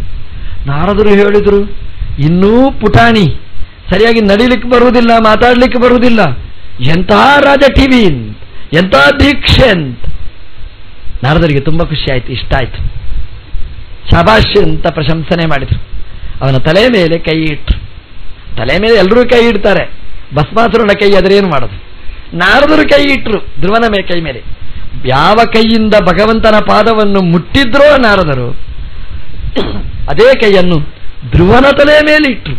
ಭಗವಂತನ ಅಪರೋಕ್ಷ ಜ್ಞಾನಿಗಳಾದ ನಾರದರು ತನ್ನ ಅಮೃತ ಅಭಯ ಹಸ್ತವನ್ನು ಧ್ರುವನ ತಲೆಯ ಮೇಲೆ ಇಟ್ಟರೆ ಅವನಿಗೆ ಮರಣದ ಪ್ರಶ್ನೆನೇ ಇಲ್ಲ, ಭಯದ ಶಂಕೆನೇ ಇಲ್ಲ. ಅವ ಖುಷಿಪಟ್ಟ. ನಾರದರು ಅವನ ಕಿವಿಯಲ್ಲಿ ಮಂತ್ರೋಪದೇಶ ಮಾಡಿದರಂತೆ. ವಾಸುದೇವ ದ್ವಾದಶಾಕ್ಷರ ಮಂತ್ರದ ಉಪದೇಶ ಮಾಡಿದರಂತೆ. ವಾಸುದೇವನನ್ನು ಕಣ್ಣಾರ ಕಂಡ ನಾರದರು ತನ್ನ ನಾಲಿಗೆಯಿಂದ ವಾಸುದೇವನ ಮಂತ್ರವನ್ನು ಉಪದೇಶ ಮಾಡಿದರೆ ಧ್ರುವನ ಸೌಭಾಗ್ಯ ಅಂತ. ನೋಡಿ, 4 ಹೆಜ್ಜೆ ನಾವಿಡಬೇಕಂತೆ, ಮತ್ತೆ ಉಳಿದ ಹೆಜ್ಜೆ ಎಲ್ಲ ಭಗವಂತ ಕೈ ಹಿಡ್ಕೊಂಡು ಕರ್ಕೊಂಡು ಹೋಗ್ತಾನೆ ಅಂತೆ. ಧ್ರುವ ಮಾಡಿದ ಕೆಲಸ ಇಷ್ಟೇ. ಅಮ್ಮನ ಹತ್ರ ಆಶೀರ್ವಾದ ಪಡೆದ, ಮನೆಯಿಂದ ಹೊರಟ. ಇಷ್ಟು ನಾವು ಮಾಡಬೇಕಾದ್ದು. ಉಳಿದ ಕೆಲಸ ದೇವತೆಗಳು ಮಾಡ್ತಾರಂತೆ, ದೇವರು ಉಳಿದದನ್ನು ಪೂರ್ಣನೇ ಮಾಡ್ತಾರಂತೆ. ನಾರದರನ್ನು ಕಳಿಸಿ ಭಗವಂತ ಜಪಕ್ಕೆ ಬೇಕಾದ ಪ್ರಿಪರೇಷನ್ ತಯಾರು ಮಾಡಿಸಿಕೊಟ್ಟ, ದಾರಿ ತೋರಿಸಿದ. ನಾರದರು ಹೇಳಿದರು, ಮಧುವನಕ್ಕೆ ಹೋಗು, ತಪಸ್ಸು ಮಾಡು, ಹೇಗೆ ಉಪವಾಸ ಮಾಡಬೇಕು ಎಲ್ಲ ತೋರಿಸಿಕೊಟ್ರು. ಹೇಳಿದರು ನಾರದರು, ನಿನಗೆ 6 ತಿಂಗಳಲ್ಲಿ ಭಗವಂತನ ದರ್ಶನ ಆಗುತ್ತೆ ಅಂತ. ಎಷ್ಟು ಖುಷಿ ಪಡಬೇಕು. ಧ್ರುವ ಬರ್ತಾನೆ, ಮಧುವನಕ್ಕೆ ಬರ್ತಾನೆ. ಅದು ಯಮುನಾ ತೀರ. ಅಲ್ಲಿ ಹೇಗೆ ಅವನ ತಪಸ್ಸು? ನಮಗೂ ಆಸೆ ಇದೆ ತಪಸ್ಸು ಮಾಡಬೇಕು ಅಂತ, ಮಾಡಲಿಕ್ಕಾಗುವುದಿಲ್ಲ ಅಷ್ಟೇ. ಏನು ತಪಸ್ಸು ಅಂದರೆ 3 ಹೊತ್ತು ಸ್ನಾನ ಮಾಡ್ತಿದ್ದ. ಬಿಸಿನೀರಲ್ಲ, ತಣ್ಣೀರಿನಲ್ಲಿ. ನಮ್ಮೂರಲ್ಲಿ ತಣ್ಣೀರು ಮಾಡ್ಬೋದು ಈಗ ವೈಶಾಖ ಮಾಸದಲ್ಲಿ, ಬಹಳ ಇಂಪು ಖುಷಿ ಆಗುತ್ತೆ. ಈಗ ಬಿಸಿನೀರು ಸ್ನಾನ ಮಾಡೋದೇ ಕಷ್ಟ. ತಣ್ಣೀರು ಸ್ನಾನ ಅದು ಶಿಶಿರ ಋತು ಅಂತ ಇಟ್ಟುಕೊಳ್ಳಿ, ತುಂಬ ಕೋಲ್ಡ್ ಅಂತಹ ಸುಮಾರು ಫೆಬ್ರವರಿಯಲ್ಲಿ, ಜನವರಿ ಫೆಬ್ರವರಿ ತಿಂಗಳು, ಉತ್ತರ ಭಾರತದ ಮೈ ಕೊರೆಯುವ ಚಳಿ. ಅಲ್ಲಿ ಯಮುನಾ ನದಿಯಲ್ಲಿ ಸ್ನಾನ ಮಾಡ್ತಿದ್ದ. ಆ ಋತುವೇ ಕೋಲ್ಡ್, ಅಲ್ಲಿರ್ತಕ್ಕಂಥ ನೀರೇ ತುಂಬ ಶಿಮ. ಯಮುನಾ ನದಿ ಅಂತೂ ಮುಟ್ಲಿಕ್ಕೆ ಸಾಧ್ಯ ಇಲ್ಲ. ಆವಾಗ ಬೇಡ, ಈಗಲೂ ನೀವು ಸಲ ಹೋಗಿ, ಒಂದು ನವೆಂಬರ್ ಡಿಸೆಂಬರ್ ಜನವರಿಯಲ್ಲಿ ಹೋಗಿ, ಹೋದ್ರೇ ನಿಮಗೆ ತುಂಬ ಪುಣ್ಯ ಇದೆ. ಹೋಗಿ ಯಮುನೆಯನ್ನು ಮುಟ್ಟಿ ಸಾಕು, ಸ್ನಾನ ಬೇಡ. 3 ಹೊತ್ತು ಸ್ನಾನ ಮಾಡ್ತಿದ್ದ ಧ್ರುವ ಅಂತ ಹೇಳ್ತಾರೆ. ಬೆಳಿಗ್ಗೆ ಬ್ರಾಹ್ಮ ಮುಹೂರ್ತದಲ್ಲಿ ಸುಮಾರು 4:15 ಗಂಟೆಗೆ, ಮಧ್ಯಾಹ್ನದಲ್ಲಿ, ಸಾಯಂಕಾಲದಲ್ಲಿ 3 ಹೊತ್ತು ಸ್ನಾನ ಮಾಡ್ತಿದ್ದ. ಯಮುನೆಯಲ್ಲಿ ಮುಳುಗಿ ಸ್ನಾನ ಮಾಡ್ತಿದ್ದ ಅಂತ. ಚಳಿ ಚಳಿ ಅಂತ ಹೇಳುವ ಪ್ರಸಂಗನೇ ಇಲ್ಲ ಅಂತೆ. ಒಂದು ಕಾಲಲ್ಲಿ ನಿಂತು ತಪಸ್ಸು ಮಾಡಿದ ಅಂತೆ. ಹೋಗುವಾಗ ಆಹಾರ ಹಿಡ್ಕೊಂಡು ಹೋಗ್ಲಿಲ್ಲ, ಕೋಡಬಳೆ ಎಲ್ಲ ಹಿಡ್ಕೊಂಡು ಹೋಗ್ಲಿಲ್ಲ ಅವನು. ಅವಲಕ್ಕಿ ಇಲ್ಲವೇ ಇಲ್ಲ, ಏನಿಲ್ಲ. ಮತ್ತೆ ಹೇಗೆ ಬದುಕಿದ? ಭಾಗವತಲ್ಲಿ ಹೇಳ್ತಾರೆ, ಕಪಿತ್ತ ಬದರಾಶನ ಅಂತ. ಅವನು ತ್ರಿರಾತ್ರ ಅಂತೆ 3 ದಿವಸಕ್ಕೆ 1 ಬಾರಿ ಕಪಿತ್ತ ಬದರಾಶನ ಅಂತ. ಕಪಿತ್ತದ ಹಣ್ಣು, ಬೊಗರಿ ಹಣ್ಣು ಅದು ನೆಲಕ್ಕೆ ಬಿದ್ದಿದ್ರೆ ಅದನ್ನು ತಿಂತಿದ್ದ. ದಿನ ಅಲ್ಲ, ಬೆಳಗಿಂದ ರಾತ್ರಿ ತನಕ ಅಲ್ಲ, 3 ದಿವಸಕ್ಕೆ 1 ಬಾರಿ ಬೊಗರೆ ಹಣ್ಣು ತಿಂತಿದ್ದ. 1 ತಿಂಗಳು ಹೀಗೆ ವೃತ ಅನುಷ್ಠಾನ ಮಾಡಿದ. ದೇವರು ಬರಲಿಲ್ಲ ರೀ, ದೇವರು ಬರಲಿಲ್ಲರಿ, ಬರುವುದಿಲ್ಲ, ಸುಮ್ಮನೆ ದೇವರಿಲ್ಲ ಎಂತದಿಲ್ಲ ಅಂತ ಊರಿಗೆ ನಮ್ಮ ಹಾಗೆ ಪೆಟ್ಟಿಗೆ ಕಟ್ಟುವ ಹಾಗೆ ಇರಲಿಲ್ಲವ. 2ನೇ ತಿಂಗಳಿಗಾದ್ರೆ ಆ ವೃತ ಇನ್ನೂ ಟೈಟ್ ಆಯ್ತು. ಬೊಗರಿ ಹಣ್ಣು ನಿಲ್ಲಿಸಿದ, ಮತ್ತೆ ಬರೀ ನೀರು ಮಾತ್ರ ಕುಡಿದ. 9 ದಿನಗಳಿಗೆ 1 ಬಾರಿಯ ಹಾಗೆ, ಷಷ್ಠೇ ಅಹನಿ, 6 ದಿವಸಕ್ಕೆ 1 ಬಾರಿ ನೀರು ಕುಡಿದು ಬರೀ ಜಲಪಾನ ಮಾಡಿ ತನ್ನ ವೃತವನ್ನು ಶೀರ್ಣ ಪತ್ರಾಹ ಕೆಳಗೆ ಬಿದ್ದ ಎಲೆಯನ್ನು ತಿಂದು ತನ್ನ ವೃತವನ್ನು ಮುಂದುವರಿಸ್ತಾನೆ. 2ನೇ ತಿಂಗಳು ಮುಗಿಯಿತು, ದೇವರು ಬರಲಿಲ್ಲ. 3ನೇ ತಿಂಗಳಿಗೆ ಕಾಲಿಟ್ಟ, ಬರೀ ನೀರು ಮಾತ್ರ ಕುಡಿದ, 9 ದಿವಸಕ್ಕೆ 1 ಬಾರಿ. 3 ತಿಂಗಳಾದರೂ ದೇವರು ಬರಲಿಲ್ಲ. 4ನೇ ತಿಂಗಳಿಗಾಗುವಾಗ ಬರೀ ಗಾಳಿ ಮಾತ್ರ, ನೀರೂ ಪರಿತ್ಯಾಗ ಮಾಡಿದ. ನೀವು ನೋಡಿ, ಬೇಕಾದ್ರೆ ನೀರು ಕುಡಿದು ಬದುಕಬಹುದು, ಆದರೆ ನೀರೂ ಪರಿತ್ಯಾಗ ಮಾಡಿ ಬರೀ ಗಾಳಿ ಮಾತ್ರ ಸೇವನೆ ಮಾಡಿ ಬದುಕಲಿಕ್ಕೆ ಸಾಧ್ಯನಾ? 1 ತಿಂಗಳು ಹೀಗೆ ಮಾಡಿದಂತೆ, ದೇವರು ಬರಲಿಲ್ಲ. 5ನೇ ತಿಂಗಳಿಗಾಗುವಾಗ ಗಾಳಿಯನ್ನು ಸ್ತಂಭನೆ ಮಾಡಿದ. ಬರೀ ಕುಂಭಕ ಪ್ರಾಣಾಯಾಮದಿಂದಾಗಿ ಒಂದು ಕಾಲಲ್ಲಿ ನಿಂತು ಧ್ರುವ ತನ್ನ ತಪಸ್ಸನ್ನು ಮುಂದುವರಿಸಿದ. ಈಗ ದೇವರಿಗೆ ಸಮಸ್ಯೆ ಪ್ರಾರಂಭ ಆಯಿತು. ದೇವತೆಗಳ ಲೋಕದಲ್ಲಿ ಬಿಸಿ ಆಯಿತು. ಇಲ್ಲಿ ತಪಸ್ಸು ಮಾಡಿದ್ದು ಧ್ರುವ, ದೇವಲೋಕ ಬಿಸಿ ಆಯಿತು. ದೇವತೆಗಳಿಗೆ ಕೂಡ್ಲಿಕ್ಕಾಗಲಿಲ್ಲ. ದೇವರ ಹತ್ರ ಹೋದರು, ದೇವರ ಹತ್ರ ಪ್ರಾರ್ಥನೆ ಮಾಡಿದರು, ಭಗವಂತ ದರೆಗಿಳಿಯುವ ಹಾಗೆ ಮಾಡಿದರು. ದೇವರು ಧ್ರುವನ ಮನೆಗೆ ಬಂದು ನಿಂತ, ಧ್ರುವನ ಮುಂದೆ ಬಂದು ನಿಂತ ಅಂತೆ. ದೇವರು ನೋಡ್ತಾನೆ, ಧ್ರುವ ನೋಡುವುದಿಲ್ಲ. ಸಮಸ್ಯೆ ದೇವರಿಗಾಯ್ತು ಇವಾಗ. ಯಾಕೆಂತಂದ್ರೆ ದೇವರು ಬಂದಾಗ ಧ್ರುವ ಮಾತಾಡಿಸ್ಬೇಕಿತ್ತು, ಧ್ರುವ ಮಾತಾಡುವುದಿಲ್ಲ. ಯಾಕೆಂತಂದ್ರೆ ಅವನು ಖುಷಿಯಲ್ಲಿದ್ದಾನೆ. ಅವನು ಯಾಕೆಂದ್ರೆ 5 ತಿಂಗಳು ಜಪ ಮಾಡಿ ಮಾಡಿ ಮಾಡಿ ಅವನಿಗೆ ಅಭ್ಯಾಸ ಆಗಿಬಿಟ್ಟಿದೆ. ಒಳಗಿನಿಂದ ಮೆಡಿಟೇಷನ್ ಮಾಡಿದ್ದ, ಅವನಿಗೆ ಊಟದ ಚಿಂತೆ ಇಲ್ಲ, ಆಹಾರದ ಚಿಂತೆ ಇಲ್ಲ. ಹಾಗಾಗಿ ಒಳಗಿಂದ ದೇವರನ್ನು ನೋಡ್ತಾ ಇದ್ದ. ಶಂಖಚಕ್ರ ಗದಾಪದ್ಮಧಾರಿಯಾದ ಭಗವಂತನನ್ನು ಒಳಗಿನ ಮನಸ್ಸಲ್ಲಿ ನಿರಂತರ ಚಿಂತನೆ ಮಾಡ್ತಿದ್ದ. ಆ ರೂಪವನ್ನು ನೋಡಿ ಖುಷಿ ಪಡ್ತಿದ್ದ. ದೇವರು ಬಂದು ನೋಡ್ತಾನೆ, ಈ ಧ್ರುವ ಮಾತಾಡುವುದಿಲ್ಲ. ದೇವರಿಗೆ ಪ್ರಾಬ್ಲಮ್. ಗಡಿಯಾರ ನೋಡಿದ ಅರ್ಜೆಂಟ್ ನಮ್ಮ ದೇವರಿಗೆ, ಪುರ್ಸೋತಿಲ್ಲ ನಮ್ಮ ದೇವರಿಗೆ. ಆದರೆ ಧ್ರುವ ನೋಡುವುದಿಲ್ಲ. ದೇವರಿಗೆ ಏನು ಮಾಡಬೇಕೀಗ? ನಾನು ಬಂದದ್ದು ಗೊತ್ತಾಗುವುದಿಲ್ಲ. ದೇವರು ಮುಟ್ಟಿದ, ಧ್ರುವನಿಗೆ ತಟ್ಟುವುದಿಲ್ಲ, ಏನೂ ಆಗಲಿಲ್ಲ. ಏನು ಮಾಡಿದ್ರೂ ಧ್ರುವ ಕಣ್ತೆಗೆಯುವುದಿಲ್ಲ. ನಮ್ಮ ದೇವರು ಕೊನೆಗೆ ಒಂದು ಉಪಾಯ ಮಾಡಿದರಂತೆ. ಯಾಕೆ ಧ್ರುವ ಹೊರಗೆ ನೋಡುವುದಿಲ್ಲ? ಒಳಗಿನ ಖುಷಿ. ಒಳಗೇನು ಮಾಡ್ತಾನೆ? ನನ್ನ ರೂಪವನ್ನು ನೋಡ್ತಾನೆ, ಒಳಗಿದ್ದ ನನ್ನ ರೂಪವನ್ನು ಮರೆಮಾಚಿಸ್ತಾನೆ. ಧ್ರುವ ಅಳ್ಳಿಕ್ಕೆ ಪ್ರಾರಂಭ ಮಾಡ್ತಾನೆ. ಕಣ್ತೆರೆದು ನೋಡ್ತಾನೆ, ಒಳಗೆ ನೋಡಿದ ಆ ಮಾನಸ ರೂಪ, ವಾಸನಾ ರೂಪ ಹೊರಗಿನಿಂದ ಅಪ್ರಾಕೃತ ಜ್ಞಾನಮಯ ಆನಂದಮಯವಾಗಿ ಅವನ ಕಣ್ಣ ಮುಂದೆ ಬಂದು ನಿಂತಿದೆ. ಎಷ್ಟು ಖುಷಿ, ಎಷ್ಟು ಖುಷಿ ಆಗಬೇಕು ಧ್ರುವನಿಗೆ. ಒಳಗಿನಿಂದ ದೇವರನ್ನು ನೋಡುವಾಗಲೂ ಮಾತಾಡ್ಲಿಕ್ಕಾಗಲಿಲ್ಲ, ಹೊರಗಿಂದ ದೇವರನ್ನು ಕಾಣಲಿಲ್ಲ.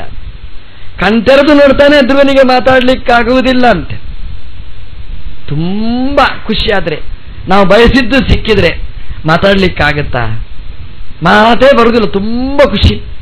ಒಬ್ಬ ನಿರೀಕ್ಷಣೆ ಮಾಡಲಿಲ್ಲ ಅಂತೆ ಒಬ್ಬ ಹುಡುಗ, ನಾನು ಪರೀಕ್ಷೆಯಲ್ಲಿ ಪಾಸ್ ಆಗ್ತೇನೆ ಅಂತ. ಅವನಿಗೆ 80 ಮಾರ್ಕ್ ಬಂದಿತ್ತಂತೆ. ಖುಷಿಯೋ ಖುಷಿ, ಅವನಿಗೆ ಮಾತಾಡ್ಲಿಕ್ಕೆ ಆಗುದಿಲ್ಲ. 80 ಅಂತ ಹೇಳಲಿಕ್ಕೆ ಆಗುದಿಲ್ಲ ಅವನಿಗೆ ಅಂತ. ಯಾಕಂದ್ರೆ ನಾನು 80 ಮಾರ್ಕ್ ಪಡೀಲಿಕ್ಕೆ ಅರ್ಹನೇ ಅಲ್ಲ, ಎಲ್ಲಿಯೋ ನಾನು ಡುಮ್ಕಿ ಆಗಬೇಕಾಗಿತ್ತು, ಇಲ್ಲಿ 80 ಮಾರ್ಕ್ ಹೇಗೆ ಬಂತು ಅಂತ ಭಾರಿ ಖುಷಿ ಅವನಿಗೆ. ಮಾತಾಡ್ಲಿಕ್ಕಾಗದಿದ್ದ ಸ್ಥಿತಿ ಅಂತೆ ಧ್ರುವನಿಗೆ. ಹಾಗಾಗಿತ್ತು. ಅಂದ್ರೆ ತಾನು ಬಯಸಿದ ದೇವರು ಕಣ್ಣ ಮುಂದೆ ಬಂದು ನಿಂತಿದ್ದ. ತುಂಬಾ ಖುಷಿಪಟ್ಟ. ಧ್ರುವ ಮಾತಾಡ್ಲಿಕ್ಕಾಗುವುದಿಲ್ಲ. ನಮ್ಮ ದೇವರು ಏನು ಮಾಡಿದ? ತನ್ನ ಕೈಯಲ್ಲಿದ್ದ ಶಂಖ ಅದನ್ನು ಧ್ರುವನ ಗಲ್ಲಕ್ಕೆ ಸ್ಪರ್ಶ ಮಾಡಿಸ್ತಾನಂತೆ. ಗಲ್ಲಕ್ಕೆ ಆ ಶಂಖ ಸ್ಪರ್ಶ ಮಾಡಿದಾಗ ಒಳಗಿಂದ ಆ ನಾಲಿಗೆ ಎಲ್ಲ ಇಂದ್ರಿಯಗಳು ಕ್ರಿಯಾಶೀಲ ಆಯ್ತಂತೆ. ತುಂಬ ಹೊತ್ತು ಕೂತ್ರೆ ಕಾಲು ಬಿಡಿಸ್ಲಿಕ್ಕಾಗೋದಿಲ್ಲ, ತುಂಬ ಹೊತ್ತು ಕೈ ಮುಗಿದುಕೊಂಡು ಕೂತ್ರೆ ಬಿಡಿಸ್ಲಿಕ್ಕಾಗೋದಿಲ್ಲ, ತುಂಬ ಹೊತ್ತು ಮೌನ ಮಾಡಿದರೆ ಮಾತಾಡ್ಲಿಕ್ಕಾಗುವುದಿಲ್ಲ. ಧ್ರುವನಿಗೆ ಮೌನ ಮಾಡಿ ಭಗವಂತನಲ್ಲಿ ಮನಸ್ಸು ಇಟ್ಟು ಇಟ್ಟು ಇಟ್ಟು ಮಾತಾಡ್ಲಿಕ್ಕಾಗಲಿಲ್ಲ ಅಂತ. ಯಾವಾಗ ಶಂಖದ ಸ್ಪರ್ಶ ಆಯಿತು ಮಾತು ಪ್ರಾರಂಭ ಆಯ್ತಂತೆ. ಭಾಗವತಲ್ಲಿ ಹೇಳ್ತಾರೆ, ಬ್ರಹ್ಮಮಯಂ ಕಂಬುಂ ಬ್ರಹ್ಮಮಯೇನ ಕಂಬುನ ಪಸ್ಪರ್ಶ ಅಂತ. ಅದು ಬ್ರಹ್ಮಾತ್ಮಕವಾದ ಶಂಖದಿಂದ ಭಗವಂತ ಸ್ಪರ್ಶ ಮಾಡಿದ ಅಂತ. ಶಂಖಕ್ಕೆ ಅಭಿಮಾನಿ ಮಹಾಲಕ್ಷ್ಮೀದೇವಿಯಂತೆ. ಯಾವಾಗ ಲಕ್ಷ್ಮಿಯ ಸ್ಪರ್ಶ ಆಯಿತು ಧ್ರುವ ಮಾತಾಡಲಿಕ್ಕೆ ಪ್ರಾರಂಭ ಮಾಡಿದ. ನಮ್ಮಲ್ಲಿ ಕೆಟ್ಟ ಗಾದೆ ಇದೆ, ಅವನೆಲ್ಲಿ ಮಾತಾಡ್ತಾನ್ರಿ, ಏನು ಎಲ್ಲ ಲಕ್ಷ್ಮಿ ಒಲಿದು ಬಿಟ್ಟಿದ್ದಾಳೆ ಅವನಿಗೆ. ಲಕ್ಷ್ಮಿ ಒಲಿದ ದುಡ್ಡು ಬಂತು ಅಂದ್ರೆ ಮಾತಾಡುವುದಿಲ್ಲ, ಗುಮ್ಮ ಆಗ್ತಾನೆ. ಯಾಕಂದ್ರೆ ದುಡ್ಡಿನ ಸೊಕ್ಕು. ಇದು ಅಲ್ಲ, ಇದು ತಾಮಸ ದುಡ್ಡು ಅಲ್ಲ, ಇದು ಸಾತ್ವಿಕವಾದ ಮಹಾಲಕ್ಷ್ಮೀ ದೇವಿ, ಆ ಶಂಖದ ದೇವತೆ ಅಂತೆ. ಆ ಲಕ್ಷ್ಮಿ ಯಾವಾಗ ಸ್ಪರ್ಶ ಮಾಡಿದ್ಲು ಎಲ್ಲ ಇಂದ್ರಿಯಗಳಿಗೆ ಜಾಗೃತಿ ಬಂತು, ನಾಲಗೆಗೆ ಮಾತಾಡುವ ತಾಕತ್ತು ಬಂತು, ನಾಲಗೆ ಮಾತಾಡಲಿಕ್ಕೆ ಪ್ರಾರಂಭ ಮಾಡಿತು ಅಂತ ಭಾಗವತ ಹೇಳಿತು. ನಮ್ಮಲ್ಲಿ ಸಂಪ್ರದಾಯ ಇದೆ, ವನಿತೆ ಯೂದುವ ಶಂಖ ದನಿಗೇಳಿ ಬಂದ ಅಂತ. ಆ ಶಂಖನಾದ ಮಾಡಬೇಕಂತೆ ಬೆಳಿಗ್ಗೆ ಇತ್ತು. ನಮ್ಮಲ್ಲಿ ಕೆಟ್ಟ ಅರ್ಥದಲ್ಲಿ ಬಳಸ್ತಾರೆ, ಯಾರಾದರೂ ಪಾಪರಾದರೆ ಶಂಖ ಊದು ಅಂತ ಹೇಳ್ತಾರೆ. ಹಾಗಲ್ಲಂತೆ, ಶಂಖ ಅದು ಲಕ್ಷ್ಮ್ಯಾತ್ಮಕವದ್ದು, ಭಾಗ್ಯದ ಸೂಚಕ ಅಂತೆ. ಹಾಗೆ ಮನೆಯಲ್ಲಿ ಶಂಖದ ಧ್ವನಿ ಕೇಳಿದರೆ ಎಲ್ಲ ದುರಿತಗಳು, ಭೂತ ದೆವ್ವಗಳು, ಪಿಶಾಚಿಗಳು ಎಲ್ಲ ದೂರ ಆಗ್ತದೆ ಅಂತೆ. ಲಕ್ಷ್ಮಿಯ ಸನ್ನಿಧಾನ ಮನೆಯಲ್ಲಿ ಅಭಿವೃದ್ಧಿ ಆಗ್ತಾ ಬರ್ತದೆ ಅಂತೆ. ಲಕ್ಷ್ಮಿಯ ಶಂಖದ ಸ್ಪರ್ಶ ಯಾವಾಗ ಆಯಿತು ಗಲ್ಲಕ್ಕೆ ಮಾತಾಡಲಿಕ್ಕೆ ಪ್ರಾರಂಭ ಮಾಡಿದಂತೆ. ಏನು ಮಾತಾಡ್ತಾನೆ? ತನ್ನ ಅನುಭವವನ್ನು ಹೇಳ್ತಾನೆ. ಯೋಂತ ಪ್ರವಿಶ್ಯ ಮಮ ವಾಚಮಿಮಾಂ ಪ್ರಸುಪ್ತಾಂ ಸಂಜೀವಯತಿ ಅಖಿಲ ಶಕ್ತಿಧರ ಸ್ವಧಾಮ್ನ ಅನ್ಯಾಂಶ್ಚ ಹಸ್ತಚರಣ ಶ್ರವಣತ್ವಗಾದೀನ್ ಪ್ರಾಣಾನ್ನಮೋ ಭಗವತೆ ಪುರುಷಾಯ ತುಭ್ಯಂ ಅಂತ. ನನ್ನ ಇಂದ್ರಿಯಗಳಿಗೆ ಕ್ರಿಯಾಶೀಲತೆಯನ್ನು ಕೊಟ್ಟು ಮಾತಾಡುವ ಹಾಗೆ ಮಾಡಿದ ಸ್ವಾಮಿ ನಿನಗೆ ನಮಸ್ಕಾರ ಅಂತ ಅಲ್ಲಿಂದ ಪ್ರಾರಂಭ ಮಾಡ್ತಾನೆ. ದೇವರ ಬಗ್ಗೆ ಆಲೋಚನೆ ಮಾಡಲಿಕ್ಕೆ ಇಷ್ಟೊಂದು ಸಾಕಂತೆ. ನಮ್ಮ ಇಂದ್ರಿಯಗಳು ಪರ್ಫೆಕ್ಟ್ ಆಗಿ ಇರುವುದೇ ದೇವರು ಇದ್ದಾರೆ ಅನ್ನೋದಕ್ಕೆ ಸೂಚಕ. ಇದು ಕಣ್ಣು ನಾವು ಹೇಳಿದಾಗೆ ಕೇಳುವುದಲ್ಲ, ಯಾರೋ ಒಬ್ಬ ಆಪರೇಟರ್ ಇರ್ತಾನೆ, ಅವ್ರು ಯಾವುದನ್ನು ತೋರಿಸ್ತಾನೆ ಅದು ಕಣ್ಣು ನೋಡುತ್ತೆ. ನಾಳೆಗೆ ಮಾತಾಡಬೇಕಾದ್ರೆ ಭಗವಂತ ಒಳಗೆ ಕೂತು ಮಾತಾಡಿಸಬೇಕು. ಅದೇನು ಸುಲಭದ ಕೆಲಸ ಅಲ್ಲ. ನಾಳೆಗೆಗೆ ನೋಡಿ, ಅದು ಮೇಲೆ ಕೆಳಗೆ ಹೋಗುತ್ತೆ, ಮಾತಾಡ್ತೇವೆ. ನಾವಿಂದ ಏನಾದರೂ ಪ್ರಯತ್ನ ನಮ್ದೇನಾದರೂ ಉಂಟಾ?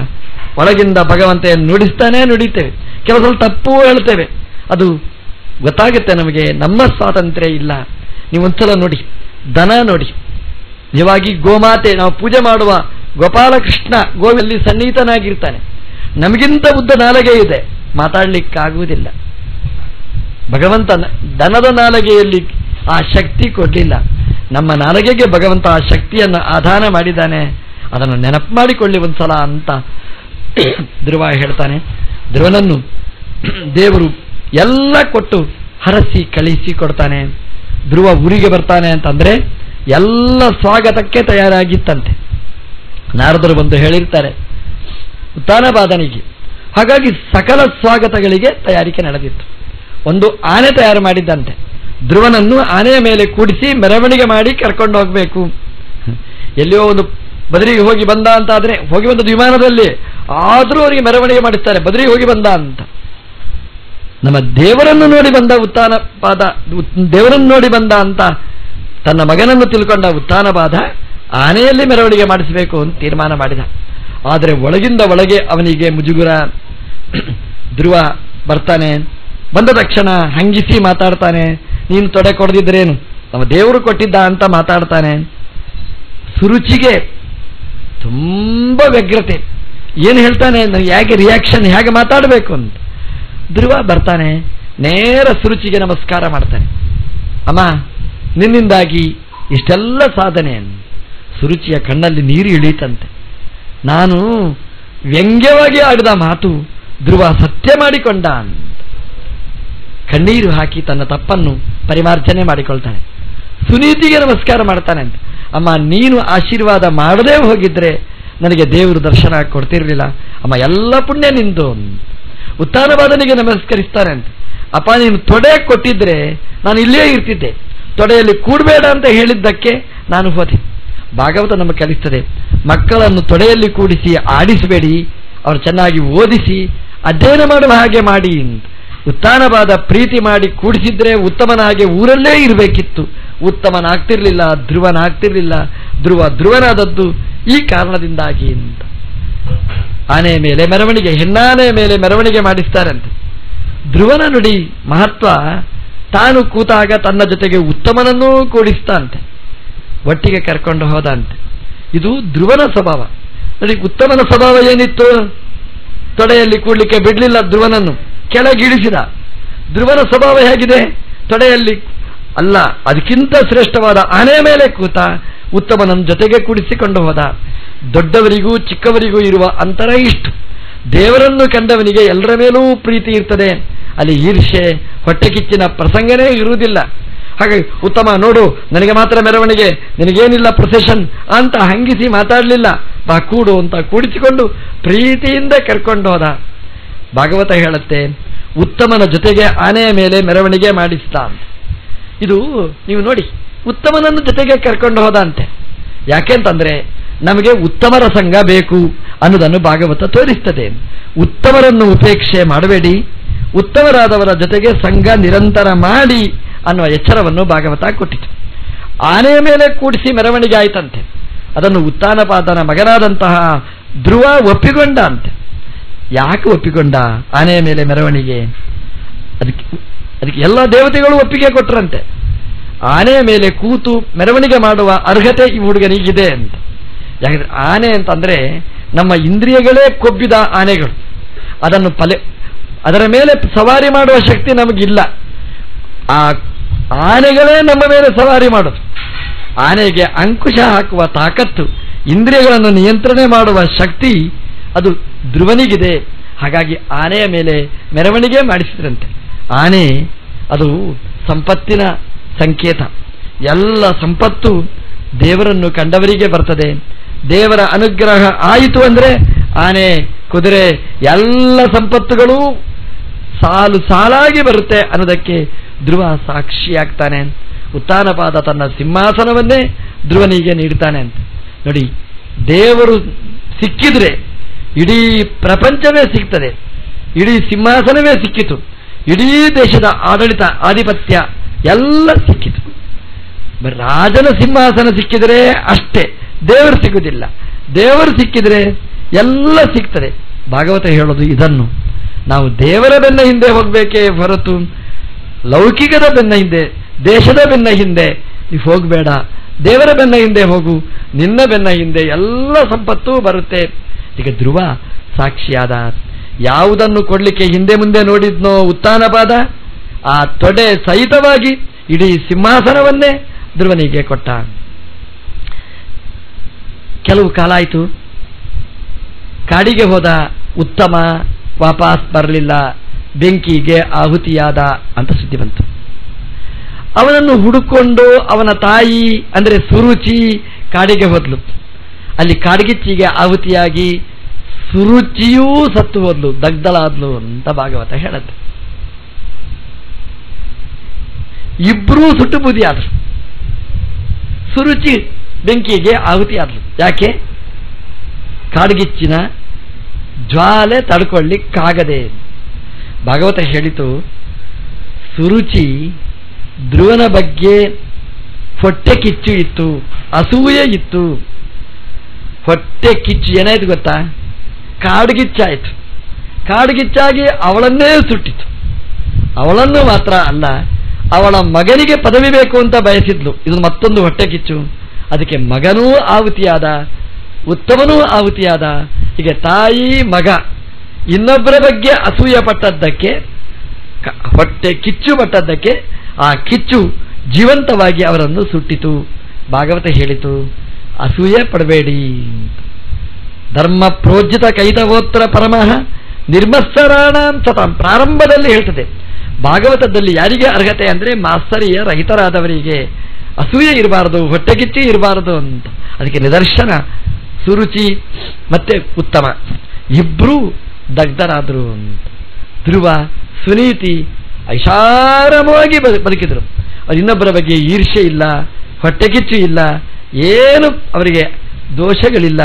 ಆರಾಮವಾಗಿ ಧ್ರುವ ತಾರೆಯಾಗಿ ಧ್ರುವ ಮೆರೆಯುತ್ತಾನೆ. ಧ್ರುವ ಸ್ವಯಂಭುವ ಮನುವಿನ ಮಾತಿನ ಹಾಗೆ ಅವನು ಎಲ್ಲ ಯುದ್ಧಗಳನ್ನು ನಿಲ್ಲಿಸಿ ಧ್ರುವ ಆಕಾಶದಲ್ಲಿ ಧ್ರುವ ನಕ್ಷತ್ರವಾಗಿ ಇವತ್ತೂ ಎಲ್ಲರಿಂದ ಪೂಜಿತನಾಗಿ ಮೆರೆಯುತ್ತಾನೆ. ದೇವರನ್ನು ಕಂಡವನಿಗೆ ಶಾಶ್ವತವಾದ ಲೋಕ ಧ್ರುವಲೋಕ ಆಕಾಶದಲ್ಲಿ ಸ್ಥಿರವಾಗಿ ಸಿಕ್ಕಿತು ಅಂತ.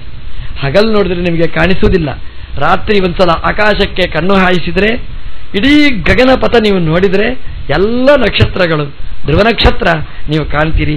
ಅದು ನಕ್ಷತ್ರದ ರೂಪದಲ್ಲಿ, ಬೆಳಕಿನ ರೂಪದಲ್ಲಿ, ಕಿರಣದ ರೂಪದಲ್ಲಿ ತೇಜಪುಂಜವಾಗಿ ಧ್ರುವ ಮೆರೀತಾನೆ. ಇದು ಭಾಗವತ ನಮಗೆ ಕೊಟ್ಟ ಚಿಂತನೆ. ಉತ್ಥಾನಪಾದನ ಒಳ್ಳೆಯ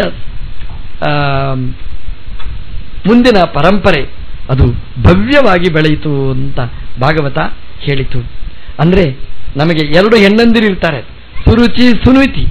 ಆದರೆ ಸುರುಚಿಯ ಸ್ಥಿತಿ ಕಾಡುಗಿಚ್ಚಿಗೆ ಆಹುತಿ ಆಗ್ತದೆ.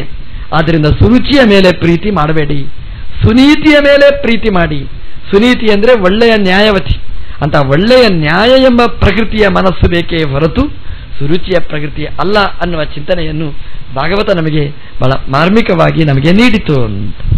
ಈ ಧ್ರುವನ ಈ ಪರಂಪರೆಯಲ್ಲಿ ಒಬ್ಬ ಅಂಗ ಅಂತ ಒಬ್ಬ ರಾಜ ಬರ್ತಾನೆ. ಅಂಗರಾಜ ಅಂದರೆ ಒಳ್ಳೆಯ ರಾಜ. ಅವನು ಮಕ್ಕಳಿಲ್ಲದೆ ಯಾಗ ಮಾಡಿ ಒಂದು ಮಗನನ್ನು ಪಡೀತಾನೆ. ಅದು ವೇನ ಅಂತ ಒಬ್ಬ ಮಗ ಹುಟ್ಟಿದ. ಮಹಾಪಾಪಿ, ಮಹಾದುಷ್ಟ. ಎಷ್ಟು ದುಷ್ಟ ಅಂತಂದ್ರೆ ಒಂದು ಚಿಕ್ಕ ಮಗು ಸಿಕ್ಕಿದ್ರೆ ನೀರಿಗೆ ಕೊಂಡೋಗಿ ಹಾಕೋದು, ನಗ್ತಾ ಇರುದು. ಮಗು ವಿಲವಿಲ ಅಂತ ಒದ್ದಾಡ್ತದೆ, ಇವ ಖುಷಿ ಪಡೋದು. ಯಾರೋ ಒಬ್ರು ಕೇಳ್ತಾರೆ ಅವನ ಹತ್ರ, ವೇನ ಏನು ಪಾಪ ಮಾಡಿದೀವ ನೀನು, ಆ ಮಗುವನ್ನು ಯಾಕೆ ನೀರಿಗೆ ಹಾಕಿದೆ? ಅವ ಹೇಳಿದ, ನೀರಿಗೆ ಹಾಕಿದ್ರೆ ಏನಾಗುತ್ತೆ ಅಂತ. ರೀ ಅದು ಮುಳುಗುತ್ತೆ. ವೇನ ಕೇಳ್ತಾನೆ, ಯಾಕೆ ಮುಳುಗುತ್ತೆ ಅಂತ. ಅದಕ್ಕೆ ಈಜು ಬರುವುದಿಲ್ಲ. ಕೇಳ್ತಾನೆ ವೇನ, ಯಾಕೆ ಈಜು ಬರುವುದಿಲ್ಲ ಅಂತ. ಅದು ಹುಡುಗ, ಚಿಕ್ಕ ಮಗು. ವೇನ ಹೇಳ್ತಾನೆ, ನಾಯಿ ಮರಿಯಿದೆ ಅಂತ, ತೆಗೆದು ನದಿಗೆ ಬಿಸಾಡ್ತಾನೆ ಅಂತ. ಅದು ಈಜಾಡುತ್ತೆ ಅಂತೆ. ವೇನ ಹೇಳುದು, ನೋಡಿ ಈಗ ಹುಟ್ಟಿದ ನಾಯಿ ಮರಿ ಈಜುತ್ತೆ, ನಿಮ್ಮ ಮಗುವಿಗೆ ಈಜಾಡಲಿಕ್ಕೆ ಬರುವುದಿಲ್ವಾ? ವೇಸ್ಟ್, ಅದು ಸತ್ವಾಗ್ಲಿ ಅಂತ. ಅಪ್ಪ ಅಮ್ಮನ ಎದುರಿನಲ್ಲಿ ಚಿಕ್ಕ ಮಕ್ಕಳನ್ನು, ಹಸುಳೆಗಳನ್ನು ನೀರಿಗೆ ಬಿಸಾಡಿ ಎಷ್ಟು ವಯಸ್ಸಾದರೂ ಈಜಾಡ್ಲಿಕ್ಕೆ ಬರೋದಿಲ್ಲ, ಇದ್ರೇನು ಸತ್ರೇನು ಅಂತ ಹೇಳುವ ರಾಜನ ಮಗ ಯಾರೀ ವಿರುದ್ಧ ಮಾತಾಡ್ತಾರೆ? ಯಾಕಂದ್ರೆ ರಾಜನ ಮಗ ವಿರುದ್ಧವಾಗಿ ಮಾತಾಡ್ಲಿಕ್ಕೆ ಆಗುದಿಲ್ಲ. ಮಾತಾಡಿದ್ರೆ ಕೆನ್ನೆಗೆ ಹೊಡಿತಾನೆ. ಎಷ್ಟು ಕಷ್ಟ ಅಲ್ಲ? ಆಡಳಿತಾಧಿಕಾರಿಗಳೇ ಕೆಟ್ಟ ಮಾರ್ಗದಲ್ಲಿ ಸಾಗಿದ್ರೆ, ಸ್ವಚ್ಛಂದವಾಗಿ ವಿಹಾರ ಮಾಡಿದರೆ ಹೇಗೆ ಪ್ರಜೆಗಳು ಬದುಕಬೇಕು? ಪ್ರತಿಭಟನೆ ಮಾಡಿದರೆ ನಾಳೆ ಅವನ ಜೀವನೇ ಇಲ್ಲ, ತಲೆನೇ ಉಳಿಯುವುದಿಲ್ಲ. ಸುಮ್ಮನಿದ್ರೆ ಮಕ್ಕಳನ್ನು, ಸಂಪತ್ತನ್ನು ಎಲ್ಲ ಕಳಕೊಳ್ಬೇಕು. ಕೊನೆಗೆ ಋಷಿಗಳಿಗೆ ಹೋಗಿ ಆಕ್ಷೇಪ ಮಾಡಿದರು. ಹೀಗೆ ವೇನನ ಆಗುವ ಅನ್ಯಾಯ ಎಲ್ಲ ಹೇಳ್ತಾರೆ. ಕೊನೆಗೆ ರಾಜನಿಗೆ ಹೋಗಿ ಹೇಳಿದರು, ಅಂಗರಾಜನಿಗೆ. ಅಂಗರಾಜ ಯಾರಿಗೂ ಕಾಣಿಸದಿದ್ದಾಗೆ ರಾತ್ರೋರಾತ್ರಿಯಲ್ಲಿ ಕಾಡಿಗೆ ಹೋಗಿ ತಲೆಮರೆಸಿಕೊಂಡು ಬದುಕ್ತಾನೆ. ಒಬ್ಬ ರಾಜ ಇತಿಹಾಸದಲ್ಲಿ ತಲೆಮರೆಸಿಕೊಂಡು ಬದುಕಿದ್ದಕ್ಕೆ ಒಂದು ಉದಾಹರಣೆ. ಯಾಕೆಂದರೆ ಮಗನಿಗೆ ವಿರುದ್ಧವಾಗಿ ನಡೆಯಲಿಕ್ಕಾಗದೆ, ದೇಶದ ಮುಂದೆ ತಲೆ ಎತ್ತಿ ಬದುಕಲಿಕ್ಕಾಗದೆ, ಸಮರ್ಥನೆ ಮಾಡಲಿಕ್ಕಾಗದೆ ಕಾಡಿಗೆ ಹೋಗಿ ಕಣ್ತಪ್ಪಿಸಿ ಬದುಕ್ತಾನೆ.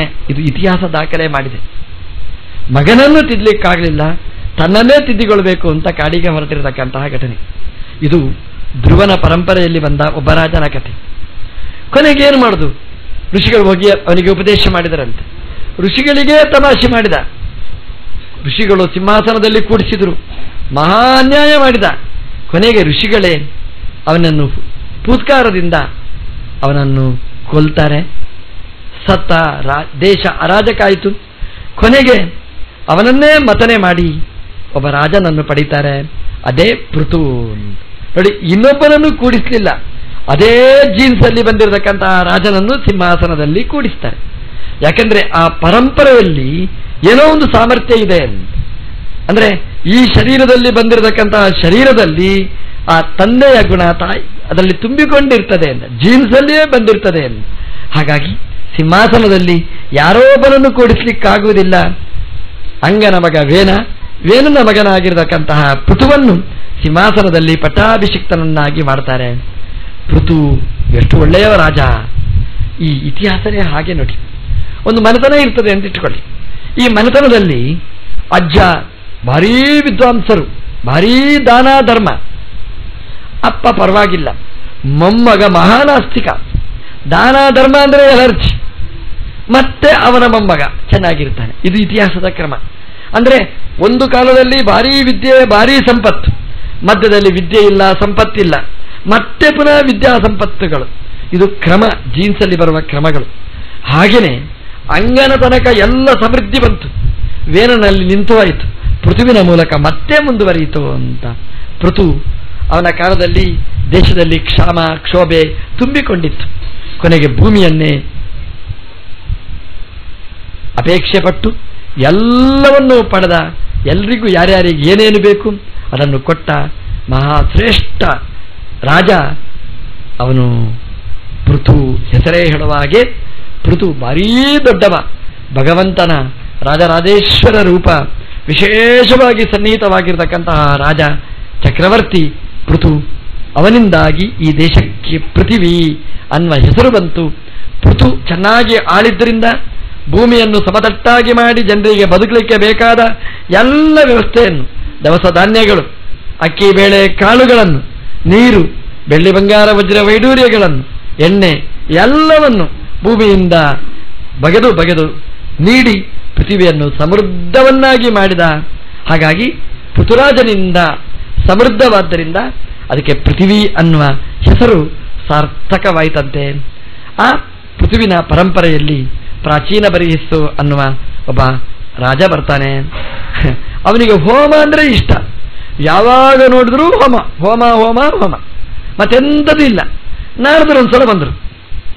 ಬಂದಾಗ ನಾರದರ ಹತ್ರ ಕೇಳ್ತಾನೆ, ಪ್ರಾಚೀನ ಬರಿಹಿಸ್ಸು, ನಾರದರೇ ಹೋಮ ಮಾಡ್ತೀರಾ? ನಾನು ಹೋಮ ಮಾಡಲ್ಲ, ನನಗೆ ಬರಲ್ಲ ಅಂತೇಳಿ. ನಾರದರೇ ಹೋಮ ಮಾಡೋದಿಲ್ವ ನಿಮಗೆ ಅಂತ ತಮಾಷೆ ಮಾಡ್ತಾನೆ. ನಾರದರು ಹೇಳಿದ್ರು, ಹೋಮದಿಂದ ಏನು ಅಂತ ಒಂದು ರಾಶಿ ತೋರಿಸ್ತಾನೆ. ನಾರದರೇ ನೋಡಿ ಅಂತ, ದೊಡ್ಡ ರಾಶಿ ನೋಡಿ ಅಂತ. ನಾರದರು ಹೇಳ್ತಾರೆ, ನೋಡು ಅಲ್ಲಿ ಅಂತ ಮೇಲೆ ಆಕಾಶ ತೋರಿಸ್ತಾರೆ. ಇವನಿಗೆ ಅರ್ಥ ಆಗಲಿಲ್ಲ. ಕೇಳಿದ, ಪ್ರಾಚೀನ ಬರಿಸು, ನಾರದರು ಎಂತ ತೋರಿಸಿದ್ದು ಅಂತ. ನಾರದರು ಕೇಳಿದ, ನೀನೆಂತ ತೋರಿಸಿದ್ದು ಅಂತ. ಪ್ರಾಚೀನ ಬರಿಸು ಹೇಳಿದ, ನಾನು ಹೋಮ ಮಾಡಿದ್ದೇನೆ, ಅದರ ಫಲಶ್ರುತಿ ಇದು ಒಂದು ಬೆಟ್ಟ ಅಂತ. ಯಾವುದ್ರದ್ದು ಬೆಟ್ಟ? ಎಲುಬಿನ ಬೆಟ್ಟ ಅಂತ. ನಾರದರು ಕೇಳಿದ್ರು, ಎಲುಬಿನ ಬೆಟ್ಟನ? ಇಷ್ಟು ಪ್ರಾಣಿಯನ್ನು ಕೊಂದಿದ್ಯಾ ಅಂತ. ಹೌದು ಅಂತ ಕೇಳಿದ. ಯಾಕೋ ಕೊಂದ? ತಿನ್ಲಿಕ್ಕ ಅಲ್ಲ, ಮತ್ತೆ ಹೋಮಕ್ಕೆ. ಹೋಮದಲ್ಲಿ ಪ್ರಾಣಿಗಳನ್ನು ಬಲಿ ಕೊಡಬೇಕು, ಅದರ ಮೇಲೆ ಅದರ ಎಲುಬನ್ನು ರಾಶಿ ಹಾಕಬೇಕು. ಹೀಗೆ ಪ್ರಾಣಿಗಳ ಎಲುಬನ್ನು ರಾಶಿ ಹಾಕಿ ಪ್ರಾಚೀನ ಬರಿಸು, ನಾನು ಭಾರೀ ಯಾಜ್ಞಿಕ ಅಂತ ಮೆರೆದಾಡಿದವ. ನಾರದರು ಹೇಳಿದರು, ಪ್ರಾಚೀನ ಬರಿಸು ಮೇಲೆ ನೋಡು ಅಂತ. ಮೇಲೆ ನೋಡಿದ, ಪ್ರಾಣಿಗಳು ಕ್ಯೂ ನಿಂತಿದೆ ಅಂತೆ. ಪ್ರಾಚೀನ ಬರಿಸು ಕೇಳಿದ, ಅದು ಏನು ಪ್ರಾಣಿಗಳು ಕ್ಯೂ ನಿಂತಿದೆ ಅಂತ. ನಾರದರು ಹೇಳಿದರು, ನಿನ್ನನ್ನು ತಿನ್ಲಿಕ್ಕೆ ಕ್ಯೂ ನಿಂತಿದೆ ಅಂತ. ಯಾಕೆ ಅಂತ. ನೋಡು, ನೀನು ಕೊಂದಿದ್ದೀಯಲ್ಲ ಪ್ರಾಣಿಗಳು, ಅವರು ಸಾಲಾಗಿ ನಿಂತಿದ್ದಾರೆ, ಹೋಮ ಮಾಡಿ ನಿನ್ನನ್ನು ಕೊಲ್ತಾರೆ. ಪ್ರಾಚೀನ ಬರಿಸು ಹೇಳಿದ, ಎಲ್ಲಾದರೂ ಉಂಟೆ ನಾರದರೆ ಅಂತ. ಉಂಟು ಇಲ್ಲಿ ಅಂತ. ನೋಡಿ, ಮಾಂಸ ಶಬ್ದಕ್ಕೆ ಅರ್ಥ ಹಾಗೆ ಹೇಳ್ತಾರೆ. ಅದು ಏನು ಅಂದರೆ, ಆ ಮಾಂಸವನ್ನು ನಾವು ತಿಂದರೆ ಮಾಂಸ, ನಾಳೆ ಆ ಮಾಂಸನೇ ಪ್ರಾಣಿಯಾಗಿ ನಮ್ಮನ್ನು ತಿಂತದೆ ಅಂತ. ಹಾಗಾಗಿ ನಮ್ಮನ್ನು ಇನ್ನೊಬ್ಬರು ತಿನ್ನಬಾರದು ಅಂತ ಇದ್ರೆ ನಾವು ಇನ್ನೊಬ್ಬರ ಮಾಂಸ ತಿನ್ನಬಾರದು ಅಂತ ನಾರದರು ಹೇಳ್ತಾರೆ. ಪ್ರಾಚೀನ ಬರಿಸಿ ಹೇಳಿದ, ಹಾಗಾದ್ರೆ ಆ ಪ್ರಾಣಿಗಳು ನಾನು ತಿಂದ್ರೆ ಏನು ಮಾಡೋದು ಅಂತ. ನಾರದರು ಅವನಿಗೆ ಜ್ಞಾನ ಮಾರ್ಗವನ್ನು ಉಪದೇಶ ಮಾಡ್ತಾರೆ. ಅಧ್ಯಾತ್ಮದ ಚಿಂತನೆಯನ್ನು ಕೊಟ್ಟು ಕರ್ಮ ಮಾರ್ಗದಿಂದ ಜ್ಞಾನ ಮಾರ್ಗದ ಕಡೆಗೆ ತಿರುಗಿಸಿದ ಕೀರ್ತಿ ಅದು ನಾರದರದ್ದು ಅಂತ ಒಗಟಿನ ಮಾತು. ಪುರಂಜನೋಪಾಖ್ಯಾನ ಬಹಳ ಅದ್ಭುತವಾದ ಘಟ್ಟ ಭಾಗವತದಲ್ಲಿ. ಪಂಚಮಸ್ಕಂದಕ್ಕೆ ಬಂದರೆ ಐದನೆಯ ಮಗ ಸ್ವಯಂಭುವ ಮನುವಿನ ಪಂಚಮ ಪುತ್ರ, ಅಂದರೆ 3 ಹೆಣ್ಣು 2 ಗಂಡು. ಉತ್ಥಾನಪಾದ ಒಂದಾದರೆ ಪ್ರಿಯವೃತ ಅನ್ನುವ ಗಂಡು ಮಗು. ಅವನ ಕಥೆಯನ್ನು ಪಂಚಮಸ್ಕಂದದಲ್ಲಿ 5ನೇ ಸ್ಕಂದದಲ್ಲಿ ಹೇಳ್ತಾರೆ. ಪ್ರಿಯವೃತ ದೊಡ್ಡ ರಾಜ. ಅವನಿಗೆ ವೃತ ಅಂದರೆ ತುಂಬ ಇಷ್ಟ ಅಂತೆ. ಏಕಾದಶಿ ವೃತನೋ, ಅನ್ನ ಆಹಾರಗಳನ್ನು ಬಿಡೋದು ಎಲ್ಲ ತುಂಬ ಇಷ್ಟ ಸಹಜವಾಗಿ. ಅವನು ಕಾಡು ಅಂದರೆ ತುಂಬ ಇಷ್ಟ ಅಂತೆ. ಸಿಂಹಾಸನ ಅಂದರೆ ಇಷ್ಟ ಅಲ್ಲ ಅವನಿಗೆ, ಕಾಡು ಅಂದರೆ ಇಷ್ಟ ಅಂತ. ಕಾಡಲ್ಲಿ ಹೋಗಿ ಕೂತಾಗ ನಾರದರು ಹೇಳ್ತಾರೆ, ಪ್ರಿಯವೃತ, ಸಿಂಹಾಸನ ಏರಬೇಡ, ಮದುವೆ ಆಗಬೇಡ, ಗೃಹಸ್ಥನಾಗಬೇಡ, ನೀನು ಬ್ರಹ್ಮಚಾರಿ ಆಗು, ಸನ್ಯಾಸಿ ಆಗು. ಸನ್ಯಾಸಿಯಾಗಿ ದೇವರನ್ನು ಧ್ಯಾನ ಮಾಡಿ ಭಗವಂತನ ಹತ್ರ ಹೋಗ್ಬಹುದು. ನಾರದರು ಹೇಳಿ ಹೇಳಿ ಹೇಳಿ ಹೇಳಿ ಅವನಿಗೆ ಗಾರ್ಹಸ್ಥ್ಯ ಮದುವೆ ಬೇಡ ಅಂತ ತೀರ್ಮಾನ ಮಾಡ್ತಾರೆ. ಬ್ರಹ್ಮದೇವರು ತಲೆ ಬಡ್ಕೊಳ್ತಾರೆ. ನನ್ನ ಉದ್ದೇಶ ಸೃಷ್ಟಿ, ಸ್ವಯಂಭವ ಮನುವಿನಿಂದ ಸೃಷ್ಟಿ ಬೆಳೀಬೇಕು ಅಂತ. ನಾರದರದ್ದು ಕೆಲಸ ಸನ್ಯಾಸಿ ಆಗಬೇಕು ಅಂತ. ಬ್ರಹ್ಮದೇವರು ಕೇಳ್ತಾರೆ ನಾರದರ ಹತ್ರ, ನಾರದ ಎಂಥ ಕೆಲಸ ಮಾಡ್ತೀನಿ? ಇಲ್ಲ, ನನ್ನ ಹಿಂದೆ ನಾನು ಬ್ರಹ್ಮಚಾರಿ, ನನಗೆ ಬ್ರಹ್ಮಚಾರಿಗಳು ಇಷ್ಟ, ಸನ್ಯಾಸಿ ಆಗಲಿ ಅಂತ ಆಸೆ ಪಟ್ಟರೆ ಏನು ತಪ್ಪು ಅಂತ ಕೇಳಿದ. ಅವಾಗ ಬ್ರಹ್ಮದೇವರು ಪ್ರಿಯವೃತನ ಹತ್ರ ಬಂದು ಉಪದೇಶ ಮಾಡ್ತಾರೆ. ನೋಡು, ಸನ್ಯಾಸಿ ಅಥವಾ ಗೃಹಸ್ಥ ಇದೆಲ್ಲ ಗೌಣ. ನಮ್ಮ ಮನಸ್ಸು ಭಗವಂತನಲ್ಲಿ ನೆಲೆಗೊಳ್ಳಬೇಕು. ಇದು ಬಹಳ ಮುಖ್ಯವಾಗಿರ್ತಕ್ಕಂಥದ್ದು. ನಮ್ಮ ಕರ್ತವ್ಯದ ಜೊತೆಗೆ ಭಗವಂತನನ್ನು ಆರಾಧನೆ ಮಾಡಬೇಕು. ಪ್ರಿಯವೃತ, ನಿನ್ನ ಕರ್ತವ್ಯವನ್ನು ಮರೆತು ಕಾಡಿಗೆ ಬಂದು ನೀನು ಭಾರೀ ಪೂಜೆ ಅಂತ ಮಾಡ್ತಿ. ಈ ಪೂಜೆ ಮಾಡಲಿಕ್ಕೆ ನೀನು ಅರ್ಹ ಅಲ್ಲ, ನೀನು ಕ್ಷತ್ರಿಯ. ನಿನ್ನ ಕರ್ತವ್ಯ ಏನು ಅಂತಂದ್ರೆ ಸಿಂಹಾಸನದಲ್ಲಿ ಕೂತು ಒಳ್ಳೆಯ ಆಡಳಿತ ಕೊಡಬೇಕಾದ್ದು, ಪ್ರಜೆಗಳಿಗೆ ಸುಖ ಸಮೃದ್ಧಿ ಕೊಡಬೇಕಾದ್ದು, ತನ್ಮೂಲಕ ಭಗವಂತನ ಆರಾಧನೆ ಮಾಡಬೇಕಾದ್ದು. ದೇಶವನ್ನು ಆಳುವಾಗ ರಾಜನ ಒಳಗೆ ದೇವರಿದ್ದಾರೆ, ದೇವರಿದ್ದು ನಡೆಸ್ತಾರೆ ಅನ್ನುವ ಚಿಂತನೆ ಮಾಡಬೇಕಾದ್ದು ನಿನ್ನ ಕರ್ತವ್ಯದಲ್ಲಿ ಸೇರಿದ್ದು. ಅದು ಹೋಗಿ ಹೋಗಿ ಹೋಗಿ ಕಾಡಲ್ಲಿ ಕೂತಿರ್ತೀಯ, ಏನು ಅನ್ಯಾಯ ಇದು ಅಂತ ಹೇಳಿದಾಗ ಕಣ್ತೆರೆದು ಪ್ರಿಯವೃತ ಸಿಂಹಾಸನದಲ್ಲಿ ಬಂದು ಕೂಡ್ತಾನೆ. ನೋಡಿ, ನಮ್ಮ ರಾಜಕೀಯ, ಪ್ರಿಯವೃತನ ರಾಜಕೀಯ ಎಷ್ಟು ಅಂತರ. ನಮಗೆ ಬೇಡ ಅಂದ್ರೂ ಕುರ್ಚಿಬೇಕು ಅಂತ ಆಸೆ. ನೋಡಿ, ಅದರಲ್ಲಿ ನಾವು ಏನು ಮಾಡಬೇಕು ನಮ್ಗೆ ಗೊತ್ತಿಲ್ಲ. MLA ಆಗಬೇಕು, MP ಆಗಬೇಕು, ಮಿನಿಸ್ಟರ್ ಆಗಬೇಕು, ಏನೇನು ಎಷ್ಟು ಪಕ್ಷಕ್ಕೆ ಪಕ್ಷಾಂತರ ಕೋತಿಯ ಹಾಗೆ ಹಾರ್ತಿರ್ತಾವೆ. ನೋಡಿ, ಪ್ರಿಯವೃತ ನೋಡಿ, ಸಿಂಹಾಸನ ಅವನಿಗೆ ಸಹಜವಾಗಿ ಬಂದಿದ್ರು ಬೇಡ ಅಂತ ದೂರ ಕೂತಿದ್ದ. ಬ್ರಹ್ಮದೇವರೇ ಹೇಳ್ಕೊಂಡು ಬಂದು ಸಿಂಹಾಸನದಲ್ಲಿ ಕೂಡಿಸ್ತಾರೆ. ಇದು ಪ್ರಿಯವೃತನ ವೈಭವ. ಸಿಂಹಾಸನ ಏರ್ತಾನೆ ಅಂತ ಅವನು ಏನು ಅಂತಂದ್ರೆ, ಸೂರ್ಯ ಒಂದು ಬೀದಿಗೆ ಹೋಗ್ತಾನೆ, ಕತ್ಲೆ, ಬೇಸರ ಆಯ್ತು ಅವನಿಗೆ. ಏನು ಅಂತ ಕೇಳಿದ. ಪವರ್ ಕಟ್ಟು ಅಂತ ಹೇಳಿದ್ರು. ಕರೆಂಟೇ ಇಲ್ಲ ಅಂತ ಹೇಳಿದ ಪ್ರಿಯವೃತ. ಇದೇನು, ಒಂದು ಊರಿಗೆ ಕರೆಂಟ್ ಇಲ್ಲ, ಅನ್ಯಾಯ ಅಂತ ಸೂರ್ಯದೇವರ ಹತ್ರ ಹೇಳ್ದ. ಸೂರ್ಯದೇವರೇ, ಇಲ್ಲಿ ಬೆಳಕೇ ಇಲ್ಲ. ಸೂರ್ಯ ಹೇಳಿದ, ಒಂದು ಕಡೆಯಲ್ಲಿ ನಾನು ಸಂಚಾರ ಮಾಡಿ ಬೆಳಕು ಕೊಡಬಹುದೇ ಹೊರತು ಇನ್ನೊಂದು ಕಡೆಗೆ ಕತ್ತಲೆ ಅನಿವಾರ್ಯ ಅಂತ.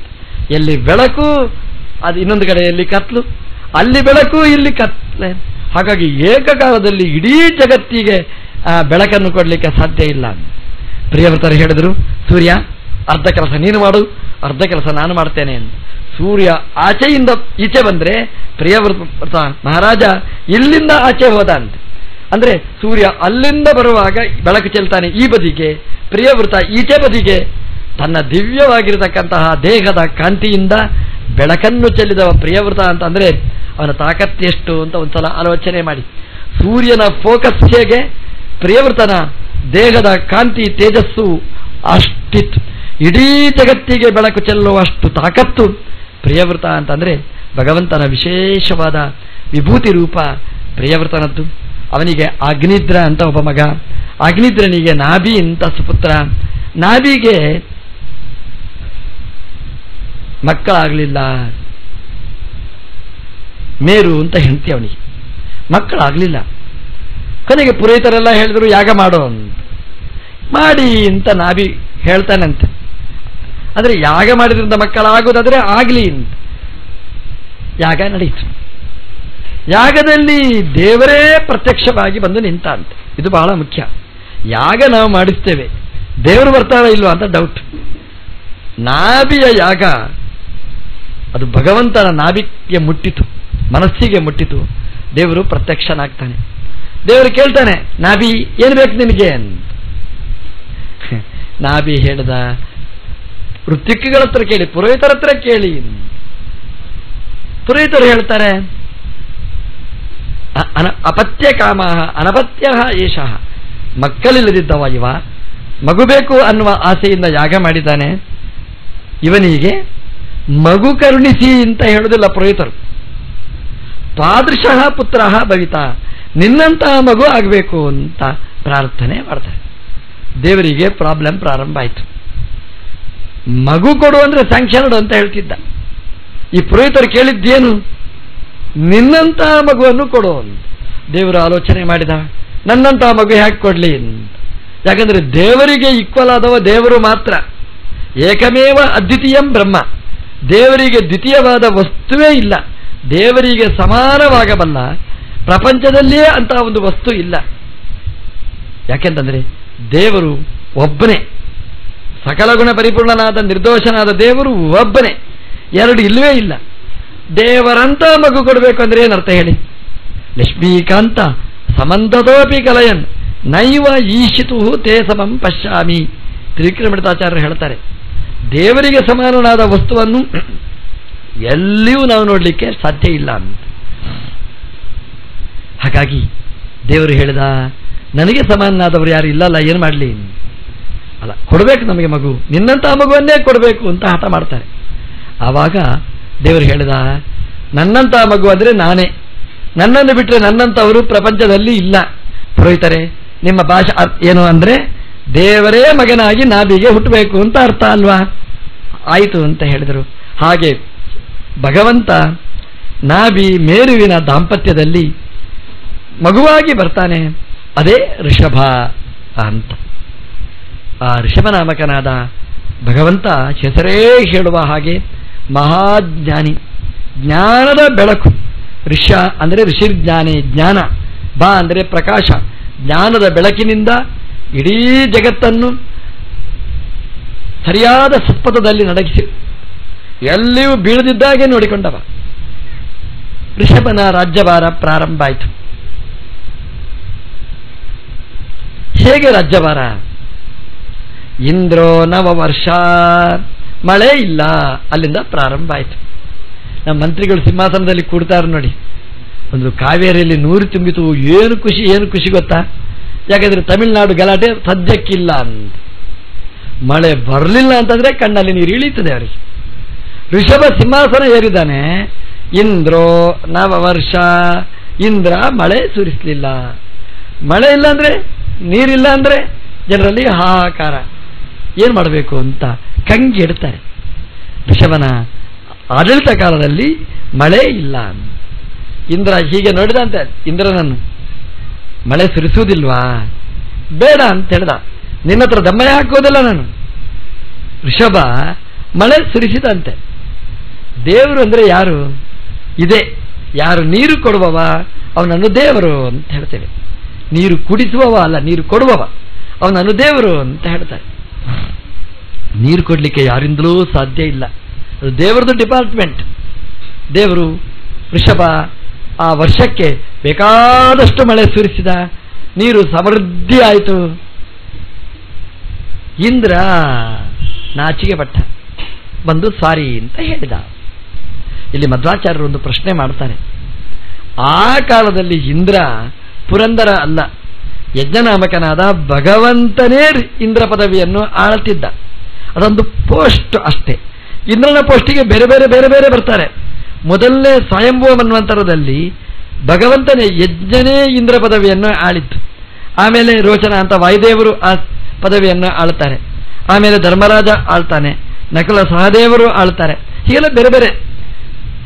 ಆಮೇಲೆ ಪುರಂದರ ಇಂದ್ರ, ಈಗಿನ ಇಂದ್ರ ಆಳ್ತಾನೆ. ಅವತ್ತು ಆಳುವವ ದೇವರೇ, ಭೂಮಿಯಲ್ಲಿ ಆಳುವವನೂ ದೇವರೇ ಋಷಭ. ದೇವಲೋಕದಲ್ಲಿ ಇಂದ್ರಪತಿಯನ್ನು ಆಳುವವ ಅದು ಯಜ್ಞನಾಮಕನಾದ ಭಗವಂತನೇ. ಅಂದ್ರೆ ಜಗಳ ಯಾರಲ್ಲಿ ಅಂದ್ರೆ ದೇವರಲ್ಲಿ ಜಗಳ ಪ್ರಾರಂಭ ಆಯಿತು. ಅಂದ್ರೆ ಯಜ್ಞ ಎಂಬ ದೇವರು ಇಂದ್ರನಾಗಿ ಮಳೆ ಸುರಿಸಲಿಲ್ಲ, ದೇವರು ಋಷಭನಾಗಿ ಮಳೆ ಸುರಿಸಿ ಸಮೃದ್ಧಿ ಮಾಡಿದ ಅಂತ. ಇದೇನು ಅಂತ ಹೌದು ಅಂತ ಮಧ್ವಾಚಾರ್ಯರು ಹೇಳಿದರು. ಕ್ರೀಡಾ ಮಾತ್ರಂ ತದೇತತ್, ಇದೊಂದು ಗಮ್ಮತ್ ಆಟ ಅಂತೆ ದೇವತೆಗಳಿಗೆ. ಅದು ಡಬಲ್ ಆಕ್ಟ್ ಮಾಡಿ ಆಟ ಆಡಿದ್ರಂತೆ. ಅಂದ್ರೆ ಇಂದ್ರ ಯಜ್ಞನಾಮಕನಾಗಿ ಇಂದ್ರ ಪದವಿಯನ್ನು ಆಳಿ ಮಳೆ ಸುರಿಸಲಿಲ್ಲ, ಋಷಭನಾಮಕನಾಗಿ ಭಗವಂತ ಧರೆಗಿಳಿದು ಬಂದು ಸಿಂಹಾಸನ ಏರಿ ತಾನೇ ಮಳೆ ಸುರಿಸಿ ಸಮೃದ್ಧಿ ಕೊಟ್ಟ. ಇದು ಭಗವಂತನ ಲೀಲೆಗಳು, ಕ್ರೀಡು. ಹೇಗೆ ರಾಮ ಪರಶುರಾಮ ಒಬ್ಬರೇ ಆದರು, ಜಗಳಾಡಿಕೊಂಡ್ರು, ಪರಶುರಾಮ ರಾಮನ ಮೇಲೆ ಬಾಣಪ್ರಯೋಗ ಎಲ್ಲ ನೋಡ್ತೇವೆ ನಾವು. ಇದೆಲ್ಲ ಗಮ್ಮತ್. ಹೇಗೆ ಭೀಮ ಮತ್ತೆ ಹನುಮ ಒಂದೇ ಆದರು, ಅಲ್ಲಿ ಬಾಳ ಎತ್ತಲಿಕ್ಕಾಗುವುದಿಲ್ಲ ಅಂತ ಹೇಳ್ತಾರೆ. ಇದೆಲ್ಲ ಕ್ರೀಡಾ ಮಾತ್ರ, ಇದೊಂದು ಆಟ ಅಂತ, ಚೆಲ್ಲಾಟ ಅಂತ. ಹಾಗೆ ಭಗವಂತ ಋಷಭನಾಮಕನಾಗಿ ಚೆನ್ನಾಗಿ ಭೂಮಿಯನ್ನು ಆಳಿದ. ಜಯಂತಿ ಅನ್ನುವ ಹುಡುಗಿಯನ್ನು ಮದುವೆ ಆಗ್ತಾನೆ. ಜಯಂತಿ ಅಂದರೆ ಅವಳು ಲಕ್ಷ್ಮೀದೇವಿ ಅಂತ ಅರ್ಥ. ಋಷಭ ದೇವರು ನಾರಾಯಣ, ಜಯಂತಿ ಮಹಾಲಕ್ಷ್ಮೀ ದೇವಿ, ಅವಳನ್ನು ಮದುವೆ ಆಗ್ತಾನೆ. ಎಷ್ಟು ಮಕ್ಕಳು? ನಾಭಿ ಯಾಗ ಮಾಡಿ ಋಷಭನನ್ನು ಮಗನನ್ನಾಗಿ ಪಡೆದರೆ ಋಷಭನಿಗೆ 100 ಮಕ್ಕಳಂತೆ. ಶತಂ ಪುತ್ರಾನ್ ಅಜೀಜನತೆ ಅಂತ 100 ಮಂದಿ ಮಕ್ಕಳನ್ನು ಪಡೆದಂತೆ. ಊರಿಡೀ ಋಷಭಂದೇ ಸಂತಾನ. ಋಷಭ ಜೀವನ ಚರಿತ್ರೆ ಹೇಗೆ ಅಂತ ಟೈಮ್ ಪಾಸ್ ಹೇಗೆ ಮಾಡ್ತಿದ್ದ? ನಮ್ಮೆಲ್ಲ ರಾಜರು ಟೈಮ್ ಪಾಸ್ ಮಾಡ್ತಾರೆ, ದಿನ ಜಗಳ ಜಗಳ ಜಗಳ. ಋಷಭನಿಗೆ ಆ ಸಮಸ್ಯೆನೇ ಇಲ್ಲ. ದೇವರಾದ್ದರಿಂದ ಇಡೀ ಮಂತ್ರಿಗಳೆಲ್ಲ ಅವನು ಹೇಳಿದ ಹಾಗೆ ಕೇಳ್ತಿದ್ರು. ಶತ್ರುಗಳು ಇಲ್ಲವೇ ಇಲ್ಲ, ಯುದ್ಧದ ಪ್ರಸಂಗನೇ ಇಲ್ಲ. ಹಾಗಾಗಿ ಏನು ಕೆಲಸ ಅಂತದ್ದು ಪ್ರಶ್ನೆ.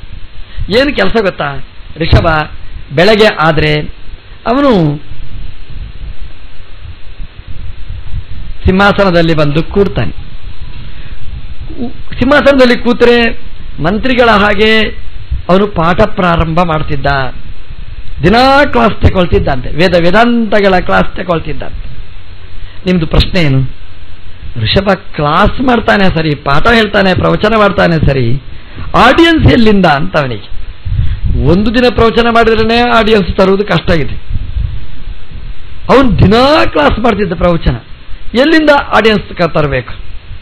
ಕಷ್ಟನೇ ಆಗಲಿಲ್ಲ ಅಂತ ಭಾಗವತ ಹೇಳುತ್ತೆ.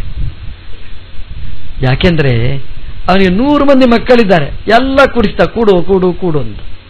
ಎಲ್ಲ 100 ಮಂದಿ ಮಕ್ಕಳು ಕೂಡ್ತಿದ್ರು, ಪಾಠ ಮಾಡ್ತಿದ್ದ. ಇಡೀ ಊರೇ ಬರ್ತಿತ್ತಂತೆ. 100 ಮಂದಿ ಮಕ್ಕಳು ಕೂತ್ರೆ ಇಡೀ ಊರು ಬಂದು ಸೇರ್ತಿತ್ತಂತೆ. ಯಾಕೆ ಹೇಳಿ?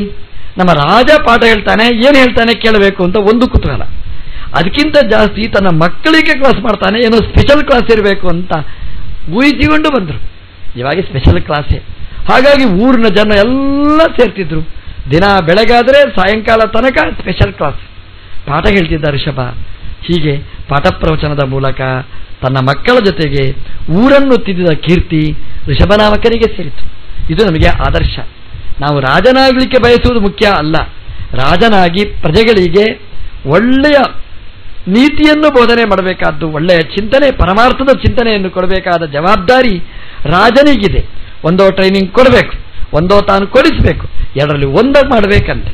ಇವತ್ತಿನ ನಮ್ಮ ರಾಜರುಗಳು ಏನು ಮಾಡ್ತಾರೆ? ಧರ್ಮದ ಬಗ್ಗೆ ಟ್ರೈನಿಂಗ್ ಅಲ್ಲ, ಶಾಲೆಯಲ್ಲಿ ಧರ್ಮ ಕಲಿಸಬಾರದು, ಟೆಸ್ಟ್ ಪುಸ್ತಕದಲ್ಲಿ ಧರ್ಮದ ಬಗ್ಗೆ ಬರಲೇಬಾರದು. ಎಂತಹ ನ್ಯಾಯ ನೋಡಿ.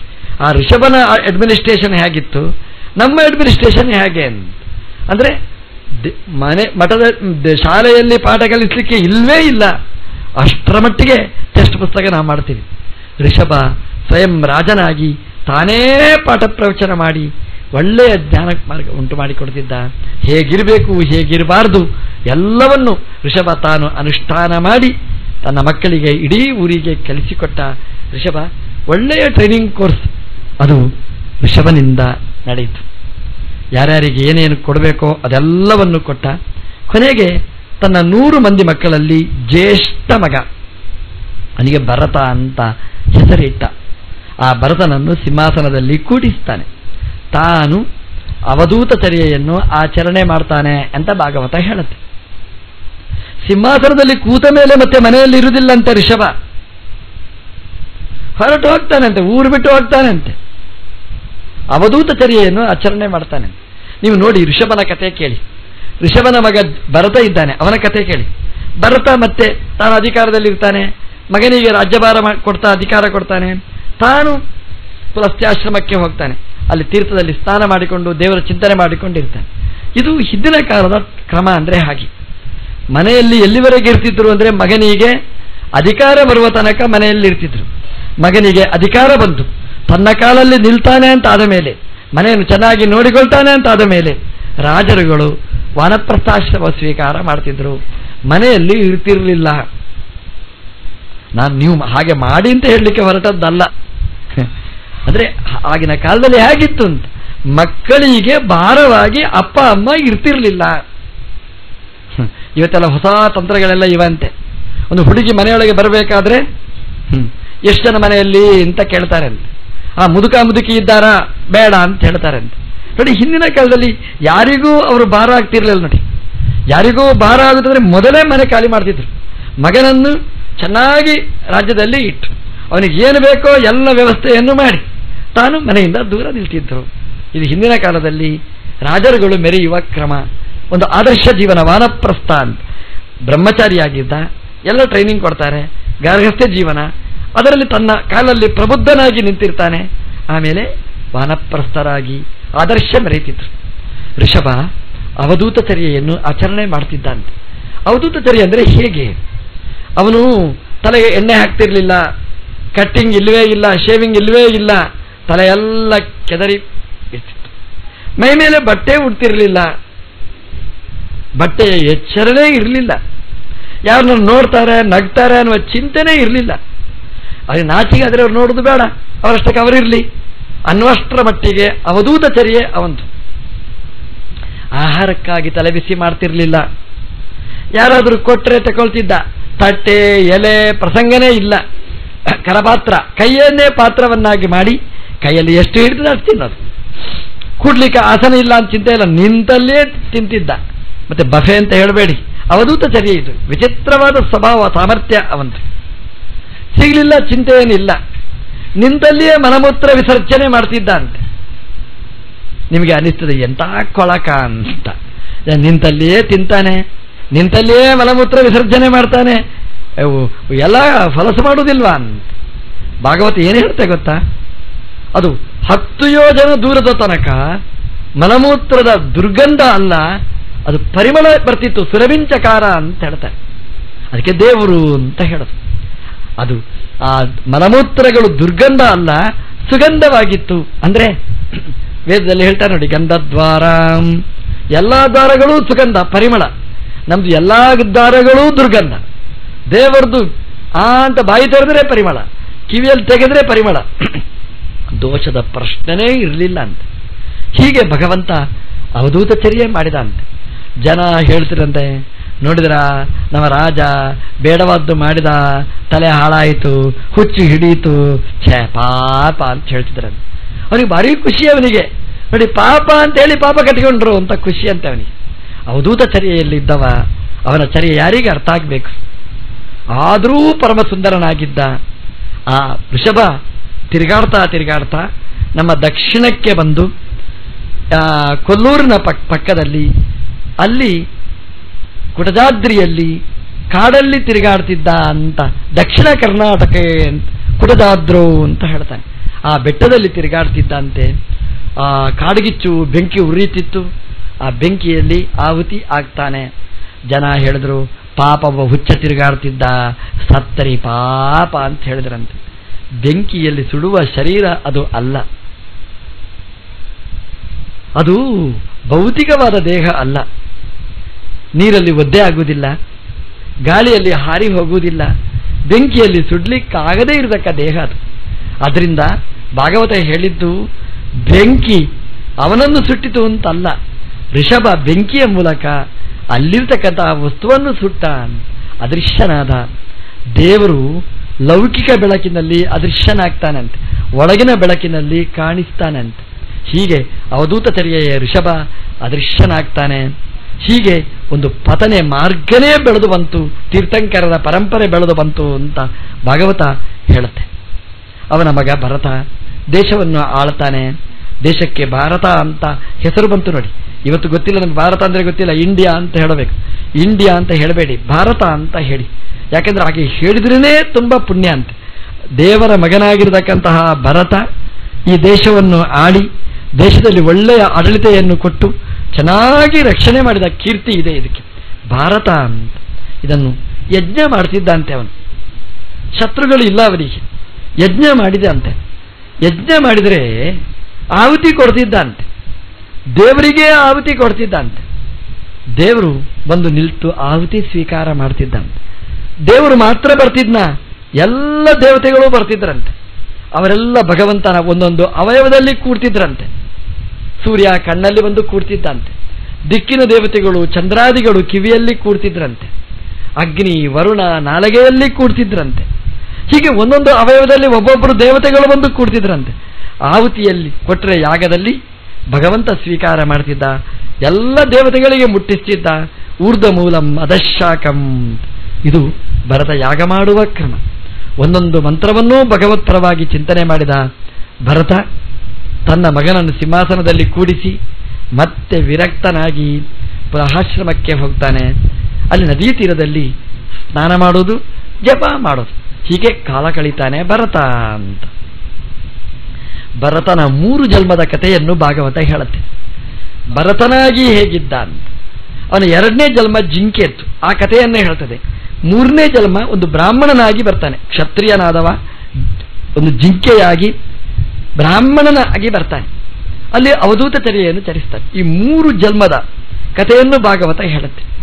ಸಾಮಾನ್ಯವಾಗಿ ಈ ಅನ್ಯಾಯ ಮಾಡುವವನಿಗೆ ಏನು ತಲೆಯಲ್ಲಿ ಇರ್ತದೆ ಅಂತಂದ್ರೆ ಇದು ಒಂದೇ ಶರೀರ ಅಂತ ಅಲ್ಲ ಅಂತ ಹೇಳ್ತಾರೆ. ಏನೋ ಮಾಡಿದ್ದಕ್ಕೆ ಫಲವಾಗಿ ಈ ಶರೀರ ಬಂದದ್ದು, ಏನೋ ಆಗ್ಲಿಕ್ಕುಂಟು ಅಂತ ನಮ್ಮ ಎಚ್ಚರದಲ್ಲಿ ಇರಬೇಕಂತೆ. ನಮಗೇನು ಅಂದ್ರೆ ತಪ್ಪು ಮಾಡಿದ್ರೆ ನೋಡುವವರಿಲ್ಲ ಅಂತ ಧೈರ್ಯ. ಹಾಗಾಗಿ ಉಚ್ಛೃಂಖಲವಾಗಿ ಅನ್ಯಾಯ ಮಾಡ್ತೇವೆ. ನಮ್ಮ ಅನ್ಯಾಯ ಏನು ಮಾಡ್ತೇವೆ ಇದೆಲ್ಲ ಫೈಲ್ ಆಗ್ತದೆ ಅಂತ ನಮ್ಗೆ ಗೊತ್ತಿಲ್ಲ. CC ಕ್ಯಾಮರಾದಲ್ಲಿ ಭಗವಂತ ನೋಡ್ತಾನೆ ಅನ್ನುವ ಕಲ್ಪನೆ ನಮಗಿಲ್ಲ. ಆದ್ರೆ ಯಾರು ನೋಡೋದಿಲ್ಲ ಅಂತ ತಪ್ಪು ಮಾಡ್ತೇವೆ. ಆದರೆ ಎಲ್ಲ ರಿಕಾರ್ಡ್ ಆಗಿರ್ತದೆ. ಒಬ್ಬರು ಮೊನ್ನೆ ದೊಡ್ಡ ವ್ಯಕ್ತಿಗಳು ಕಳ್ಳತನ ಮಾಡಿಬಿಟ್ರು. ಯಾರು ಇಲ್ಲ ಅಲ್ಲಿ ಹಾಲಲ್ಲಿ, ದುಡ್ಡಿದ್ದನ್ನು ತೆಗೆದುಬಿಟ್ರು, ಕಿಸೆಗೆ ಹಾಕ್ಕೊಂಡ್ರು. ಯಾರು ಇಲ್ಲ, ಹೀಗೆ ನೋಡಿದ್ರೆ ಕಿಸೆಗೆ ಹಾಕ್ಕೊಂಡ್ರು. ಅವರು ಹೋದ ಮೇಲೆ ಗೊತ್ತಾಯಿತು, ಅಯ್ಯೋ ಅವರು ಕದ್ದದ್ದು ವ್ಯಕ್ತಿ ಇವರು ಅಂತ. ಯಾಕಂದ್ರೆ ಅಲ್ಲಿ CC ಕ್ಯಾಮರಾ ಇಟ್ಟಿದ್ರು, ಅದು ರಿಕಾರ್ಡ್ ಮಾಡಿತ್ತು. ಅವ್ರು ಒಳಗೆ ಬರೋದು, ಅವ್ರು ನೋಡುವುದು, ಯಾರಿದ್ದಾರಾ ಇಲ್ಲ ಅಂತ ನೋಡೋದು, ಕೊನೆಗೆ ತೆಗೆಯುವುದು. ಕೇಳಿದ್ರು ಅವ್ರ ಹತ್ರವಾಗಿ ನೀವು ದುಡ್ಡು ಕದ್ದಿದ್ದೀರಾ ಅಂತ. ಅಂತ ಗಲಾಟೆ ಮಾಡಿದ್ರು, ನಾನು ಎಷ್ಟು ದೊಡ್ಡ ಪ್ರತಿಷ್ಠಿತ ವ್ಯಕ್ತಿ ಅಂತ. ನೋಡಿ ಸತ್ಯ ಹೇಳಿ, ಸತ್ಯ ಹೇಳ್ತೇನೆ ನಾನು ಕದ್ದಿಲ್ಲ ಅಂತ. ಕೊನೆಗೆ ಕ್ಯಾಮರಾ ಕ್ಲಿಕ್ ಮಾಡಿ ತೋರಿಸಿದ್ರು. ಅವರ ಜಾತಕ ಎಲ್ಲ ನಾಚಿಗೆ ಹಾಕಿ ಕಣ್ಣೀರು ಹಾಕಿ ಸಾಷ್ಟಾಂಗ ಪ್ರಣಾಮ ಮಾಡಿ ಕ್ಷಮೆಯಾಚರಣೆ ಮಾಡುವ ತನಕ ಬಂತು. ಲೌಕಿಕ CC ಕ್ಯಾಮರಕ್ಕೇನೆ ಇಷ್ಟು ಶಕ್ತಿ ಇದೆ ಅಂತಂದ್ರೆ ದೇವತೆಗಳ ಕಣ್ಣಿಗೆ ಎಷ್ಟು ಶಕ್ತಿ ಇರಲಿಕ್ಕಿಲ್ಲ. ಮೇಲಿನಿಂದ ಗೂಗಲ್ ಅಲ್ಲ, ದೇವತೆ ಗಾಡ್ಸ್, ಆ ದೇವತೆಗಳ ಕ್ಯಾಮರಕ್ಕೆ ಅಷ್ಟು ಶಕ್ತಿ ಇದೆ. ನಾವು ಏನೇನು ಮಾಡ್ತೇವೆ ಅದೆಲ್ಲ ದಾಖಲೆ ಆಗ್ತದೆ. ಅದು ನೋಡುವ ಕಣ್ಣೊಂದಿದೆ ಅನ್ನುವ ಎಚ್ಚರದಲ್ಲಿ ನಾವು ತಿರುಗಾಡಿದರೆ ನಮ್ಮ ತಪ್ಪು ಒಪ್ಪು ಅದಕ್ಕೆಲ್ಲದಕ್ಕೂ ಮಾರ್ಕ್ ಇರ್ತದೆ. ಸ್ಮಾರ್ಟ್ ಕಾರ್ಡಲ್ಲಿ ಎಲ್ಲ ರಿಕಾರ್ಡ್ ಆಗಿರ್ತದೆ. ಹಾಗಾಗಿ ಕೆಲವರು ಕೇಳೋದುಂಟು, ನಾನು ಏನು ತಪ್ಪು ಮಾಡಿದ್ದಕ್ಕೆ ಸ್ವಾಮಿ ನೀನು ಶಿಕ್ಷೆ ಕೊಡ್ತೀನಿ. ದೇವರು ಹೇಳ್ತಾ, ನಿನ್ನ ಫೈಲ್ ತೆಗೆಸ್ಲಾ? ತೆಗೆದ್ರೆ ಎಲ್ಲ ನಾವು ಜೀವನದಲ್ಲೇ ಫೈಲ್. ನಾವು ಭಗವಂತ ಬೇರೆ ಬೇರೆ ಜನ್ಮದಲ್ಲಿ ಅದನ್ನು ಅನುಭವಕ್ಕೆ ಬರುವ ಹಾಗೆ ಮಾಡ್ತಾನೆ. ಈ ಕಲ್ಪನೆ ನಮಗಿರಬೇಕಾದ್ದು, ಜನ್ಮಾಂತರದ ಚಿಂತನೆ ನಮಗಿರಬೇಕಾದ್ದು. ಅದಕ್ಕೆ ಭಾಗವತದಲ್ಲಿ ಭರತನ 3 ಜನ್ಮದ ಕಥೆಯನ್ನು ನಮಗೆ ವಿವರಿಸ್ತಾರೆ. ಭರತ ಸಿಂಹಾಸನದಲ್ಲಿ ವಿರಕ್ತನಾಗಿ ನದೀ ತೀರದಲ್ಲಿ ಹೋಗಿ ವಾನಪ್ರಸ್ಥವನ್ನು ಸ್ವೀಕಾರ ಮಾಡ್ತಾನೆ. ಜಪತಪಾದಿಗಳಲ್ಲಿ ಮಗ್ನನಾಗ್ತಾನೆ. ದಿನನಿತ್ಯ ನದಿ ಸ್ನಾನ, ಹಣ್ಣು ಹಂಪಲಲ್ಲಿ ಜೀವನ, ನದಿಯ ಪವಿತ್ರವಾದ ನೀರನ್ನು ಕುಡಿದು ತೃಪ್ತಿ ಜೀವನವನ್ನು ನಡೆಸ್ತಾನೆ. ಒಂದು ದಿವಸ ನೋಡಿ ಅವನ ಪ್ರಾರಬ್ಧ ಅಂತ ಹೇಳೋದು. ನದಿಯಲ್ಲಿ ಸ್ನಾನ ಮಾಡ್ತಿದ್ದ, ಬೊಗಸೆ ತುಂಬ ನೀರು ತೆಗೀತಿದ್ದ. ಇನ್ನೇನು ಅರ್ಘ್ಯ ಕೊಡಬೇಕು ಅಂತ ತಯಾರು ಮಾಡಿದ್ದ. ಒಂದು ಜಿಂಕೆಯ ಮರಿ ಅವನ ಬೊಗಸೆಯಲ್ಲಿ ಬಿತ್ತು. ನೀವು ಪ್ರಯತ್ನ ಪಟ್ಟರೂ ಬರುವುದಿಲ್ಲ ಜಿಂಕೆ ಮರಿ. ಎಲ್ಲಿ ಅವನ ಆಶ್ರಮ, ಎಲ್ಲಿ ನದಿ ಸ್ನಾನ, ಎಲ್ಲಿ ನೀರು, ಅವನ ಬೊಗಸೆಗೆ ಬಂದು ಜಿಂಕೆ ಮರಿ ಬಿತ್ತು ಅಂತ. ಏನು ಅಂತ ಭಯದಿಂದ ಬಿಡ್ತಾನೆ. ಬಿಟ್ರೆ ಅದು ಜಿಂಕೆ ಮರಿ. ಏನಾಗಿತ್ತು ಅಂತಂದ್ರೆ ನೋಡ್ತಾನೆ, ಮೇಲಿನಿಂದ ಒಂದು ಜಿಂಕೆ ಪ್ರಾಣ ಕಳ್ಕೊಂಡಿತು. ಯಾಕೆ ಪ್ರಾಣ ಕಳ್ಕೊಂಡಿತು ಅಂದ್ರೆ ಸಿಂಹದ ಗರ್ಜನೆಯನ್ನು ಕೇಳಿ ಬೆಚ್ಚಿ ಬಿತ್ತು ಅಂತ. ತುಂಬು ಗರ್ಭಿಣಿಯಾದ ಜಿಂಕೆ ಸಿಂಹ ಗರ್ಜನೆಯನ್ನು ಕೇಳಿ ತಡ್ಕೊಳ್ಳಿಕ್ಕಾಗದೆ ಪ್ರಾಣ ಬಿಟ್ಟಿತು. ಪ್ರಾಣ ಬಿಡುವಾಗ ಮರಿ ಅದು ಹೊರಗೆ ಬಂತು, ನದಿಗೆ ಬಿತ್ತು. ಅದು ಭರತನ ಬೊಗಸೆಯಲ್ಲಿ ಸೇರಿಕೊಂಡಿತು. ಎಷ್ಟು ಪುಣ್ಯ ನೋಡಿ, ಆ ಜಿಂಕೆ ಮರಿತು. ಎಲ್ಲಿಯೋ ಬಿಟ್ಟು ಸಾಯಬೇಕಾದ್ದು ಅವನ ಕೈಯಲ್ಲಿ ಸಿಕ್ಕಿ ಬದುಕುವ ಪ್ರಾರಬ್ಧ ಅದಕ್ಕಿತ್ತು. ಇವನಿಗೆ ಸಾಕುವ ಪ್ರಾರಬ್ಧ ಇವನಿಗೆ. ತನ್ನ ಮಕ್ಕಳೇ ಬೇಡ ಅಂತ ಬಿಟ್ಟು ಬಂದ ಭರತನಿಗೆ ದೇವರು ಜಿಂಕೆಯ ಮರಿಯನ್ನು ಕೊಟ್ಟ. ಹಿಡ್ಕೊಂಡು ಬಂದ, ಭಾರೀ ಖುಷಿ. ನನಗೆ ಬಂದ ಜಿಂಕೆ ಮರಿ, ಅದರ ಮೇಲೆ ತುಂಬಾ ಪ್ರೀತಿ. ಅನಾಥಾಶ್ರಮ ಅಂತ ತೀರ್ಮಾನ ಮಾಡಿದ, ಅನಾಥವಾದ ಜಿಂಕೆ ಅಂತ. ಆ ಜಿಂಕೆಗೆ ಹಾಲು ಕೊಡೋದು, ಆಹಾರ ಕೊಡೋದು, ತಿನ್ನಿಸುವುದು ಎಲ್ಲ ತನಗಿಂತ ಜಿಂಕೆ ಮುಖ್ಯ ಆಯಿತು. ದೇವರ ಕೊನೆಯಲ್ಲಿ ಕೂತ್ರೆ ದೇವರ ನೆನಪಾಗುವುದಲ್ಲ, ಜಿಂಕೆ ಏನಾಯಿತು ಅಂತ. ಕೊನೆಗೆ ದೇವರ ಪೂಜೆಗೆ ಹೋಗಿ ಜಿಂಕೆಯನ್ನು ಪಕ್ಕದಲ್ಲೇ ಕೂಡಿಸುವುದು. ಶಾಲಿಗ್ರಾಮ ಮರ್ತೋಯ್ತು, ಜಿಂಕೆ ನೆನಪಾಯಿತು ಅವನಿಗೆ. ಬೆಳಗಿನಿಂದ ರಾತ್ರಿ ತನಕ ಜಿಂಕೆ ಜಿಂಕೆ ಜಿಂಕೆ, ಮೃಗ, ಅದರಲ್ಲೇ ತನ್ಮಯನಾದ. ಒಂದು ದಿವಸ ಜಿಂಕೆ ಅದೃಶ್ಯ ಆಯಿತು. ತಲೆಬಿಸಿ ಪ್ರಾರಂಭ ಆಯಿತು. ಜಿಂಕೆಯನ್ನು ಸಿಂಹ ತಿಂದಿತೋ, ಹುಲಿ ತಿಂದಿತೋ, ಏನಾಯಿತು ಅಂತ ಆಲೋಚನೆ ಮಾಡಿ ಮಾಡಿ ಮಾಡಿ ಸಾತ್ತ ಭಾಗವತ ಹೇಳಿತು. ಮುಂದಿನ ಜನ್ಮ ಜಿಂಕೆಯಾಗಿ ಹುಟ್ಟಿದ ಭಾಗವತ ಹೇಳಿತು. ಕೊನೆ ಕಾಲದಲ್ಲಿ ನಾವು ಏನು ಆಲೋಚನೆ ಮಾಡ್ತೇವೆ ಹಾಗೆ ನಾವು ಹುಡ್ತೇವಂತೆ. ಕೊನೆಯದು ಎಂ ಭಾವము ಸ್ಮರನು ಯಾತಿ ತ್ಯಜತಿ ಅಂತೇ ಕಲೇವರಂ. ಅದಕ್ಕೆ ಹೇಳೋದು, ಕೊನೆ ಕಾಲಕ್ಕೆ ನೀವು ತೀರ್ಮಾನ ಮಾಡಿ ಏನು ಮುಂದಿನ ಜನ್ಮದಲ್ಲಿ ಆಗಬೇಕು ಅಂತ. ಅದನ್ನೇ ಆಲೋಚನೆ ಮಾಡಿ. ದೇವರನ್ನು ಕಾಣಬೇಕು ಅಂತ ಆಲೋಚನೆ ಮಾಡಿ ಪ್ರಾಣ ಪರಿತ್ಯಾಗ ಮಾಡಿದರೆ ಭಗವಂತ ಸಿಗ್ತಾನೆ ಅಂತ.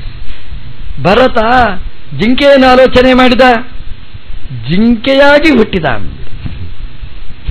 ನಮ್ಮ ಕಥೆ ಎಂಥದ್ದು ಗೊತ್ತಿಲ್ಲ.